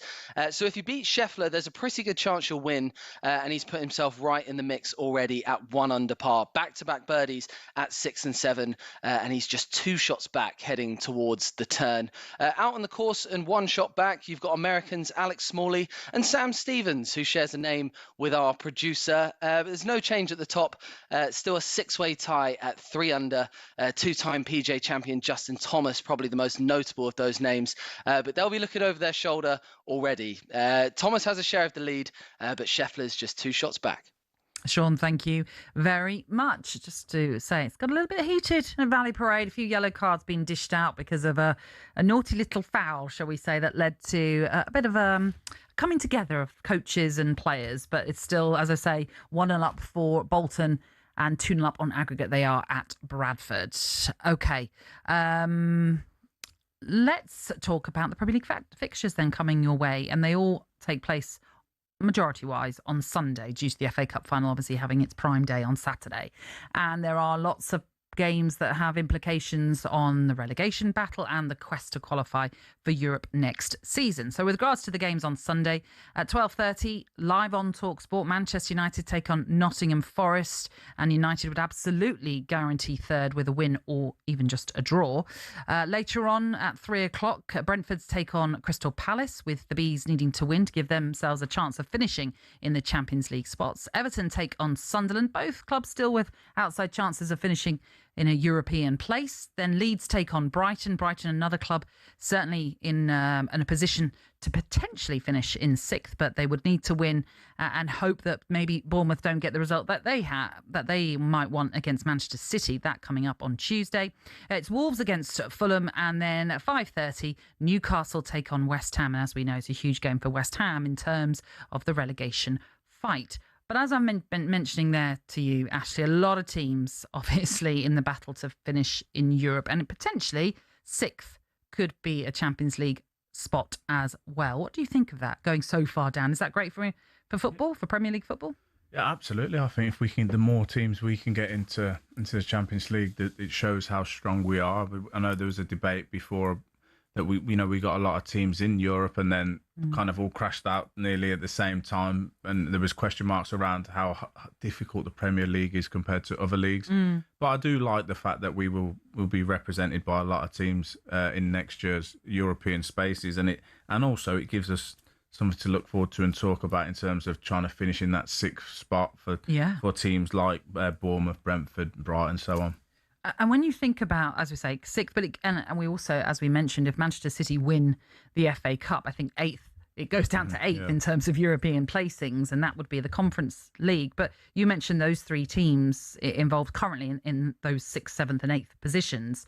To have one of those potentially even qualify for the Champions League, isn't that great? Isn't that we want to see a different team potentially getting into Europe of that calibre of European competition? Yeah, definitely. And then you look at especially like Bournemouth, Brentford, the job. I know Iraola's leaving, but that would be great for him to leave on that. Keith Andrews has been unbelievable. No one really knew what to expect, but for both those teams to be playing in Europe would be massive, just to show the rise that they've done coming through the leagues where they've got, and to see, and as you say, just to freshen it up. We're used to seeing certain teams compete in Europe, but just some new ones.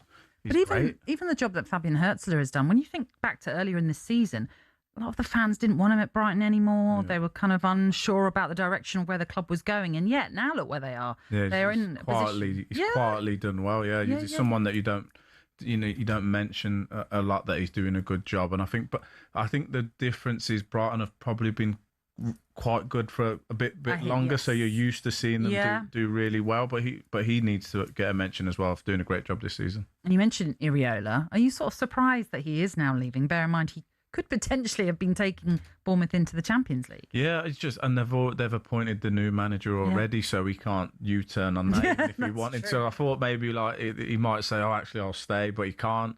I don't know. Maybe he's just he'll have his reasons. It'll be interesting to see if he goes somewhere or does he take a break. I don't know. But what a good manager! What seems like a good person. I love the fact that he'll lose his best player and replace them. He'll coach his players into good players. He finds Bournemouth as a club, I think, operate really well. They recruit well. They find these little gems everywhere. They don't never moan about anything. They just get on with it. And with this manager, I remember he came in, he said, "I'm going to play this brand of football." I was like, oh, good luck with that. This is the Premier League. But he went on and he's gone and done it. Yeah, and you talk about Marco Rosa, who's taking over from Iriola at Bournemouth. And as we mentioned, if they were to get Champions League football, how hard do you think it is for a new manager to come in to take over from someone who's obviously been quite successful? Yeah, do you know what? I don't know the most about him, but what I can see is his style that he likes to play fits the team that he's going into. But it will be difficult, as always. A new manager comes in, especially if you come in and the manager's you've been losing and you've got a fresh start, easy. Yeah. When you're coming in, the manager's been doing really well and everyone likes him and he's a fan favourite. It's a very difficult place, but I do think he's probably sitting at home thinking, "Oh, this is getting better and better for me. I might be managing a Champions League team again." I wonder if he's on the phone to Iriola, like, keep going. Yeah, well done. Do my job for me. Yeah. And the funny thing is, I mean, obviously, like, Iriola has his reasons for why he wants to leave Bournemouth, but we were talking earlier on that he's linked with Chelsea, and Chelsea might not even have European football next season. Bizarre, isn't it? It would be bizarre if he ended up at Chelsea, which I can't see that happening. I don't think that would appeal to him either. I actually don't know who the Chelsea job would appeal to at this point in time. But imagine if he goes to Chelsea and Bournemouth get Champions League and Chelsea miss out on European football. It would be weird. Yeah, it would certainly. It'd be very weird. Yeah, when he's looking on from afar like, oh, I could have been on that plane going wherever they're going to. Should we check in with the closing stages of what's happening at Valley Parade then? Let's bring in Jeff Peters. Yeah, it's almost all over here. Bolton leading 1-0 on the night, 2-0 on aggregate. We had 7 minutes put up on the board. We've had 8.5 minutes already played, so I can't imagine there's going to be a lot more added on by the referee here. Maybe there's a chance for Bolton to get another goal in this game. The referee still deciding to play on, but the Bolton fans over on the far side, they are preparing because they know that they are off to Wembley the weekend after this, and for Bradford it is the end of the season for them. Referee still playing on here. It's a throw into Bolton on this near side, almost level with the edge of the Bradford penalty area. The referee blows his whistle to say get a move on with this throw in, and Bolton have it on the left-hand side of the penalty area. Bradford will get it away. I don't think there's time for one goal, let alone 2 goals that they need here. They have won a free kick.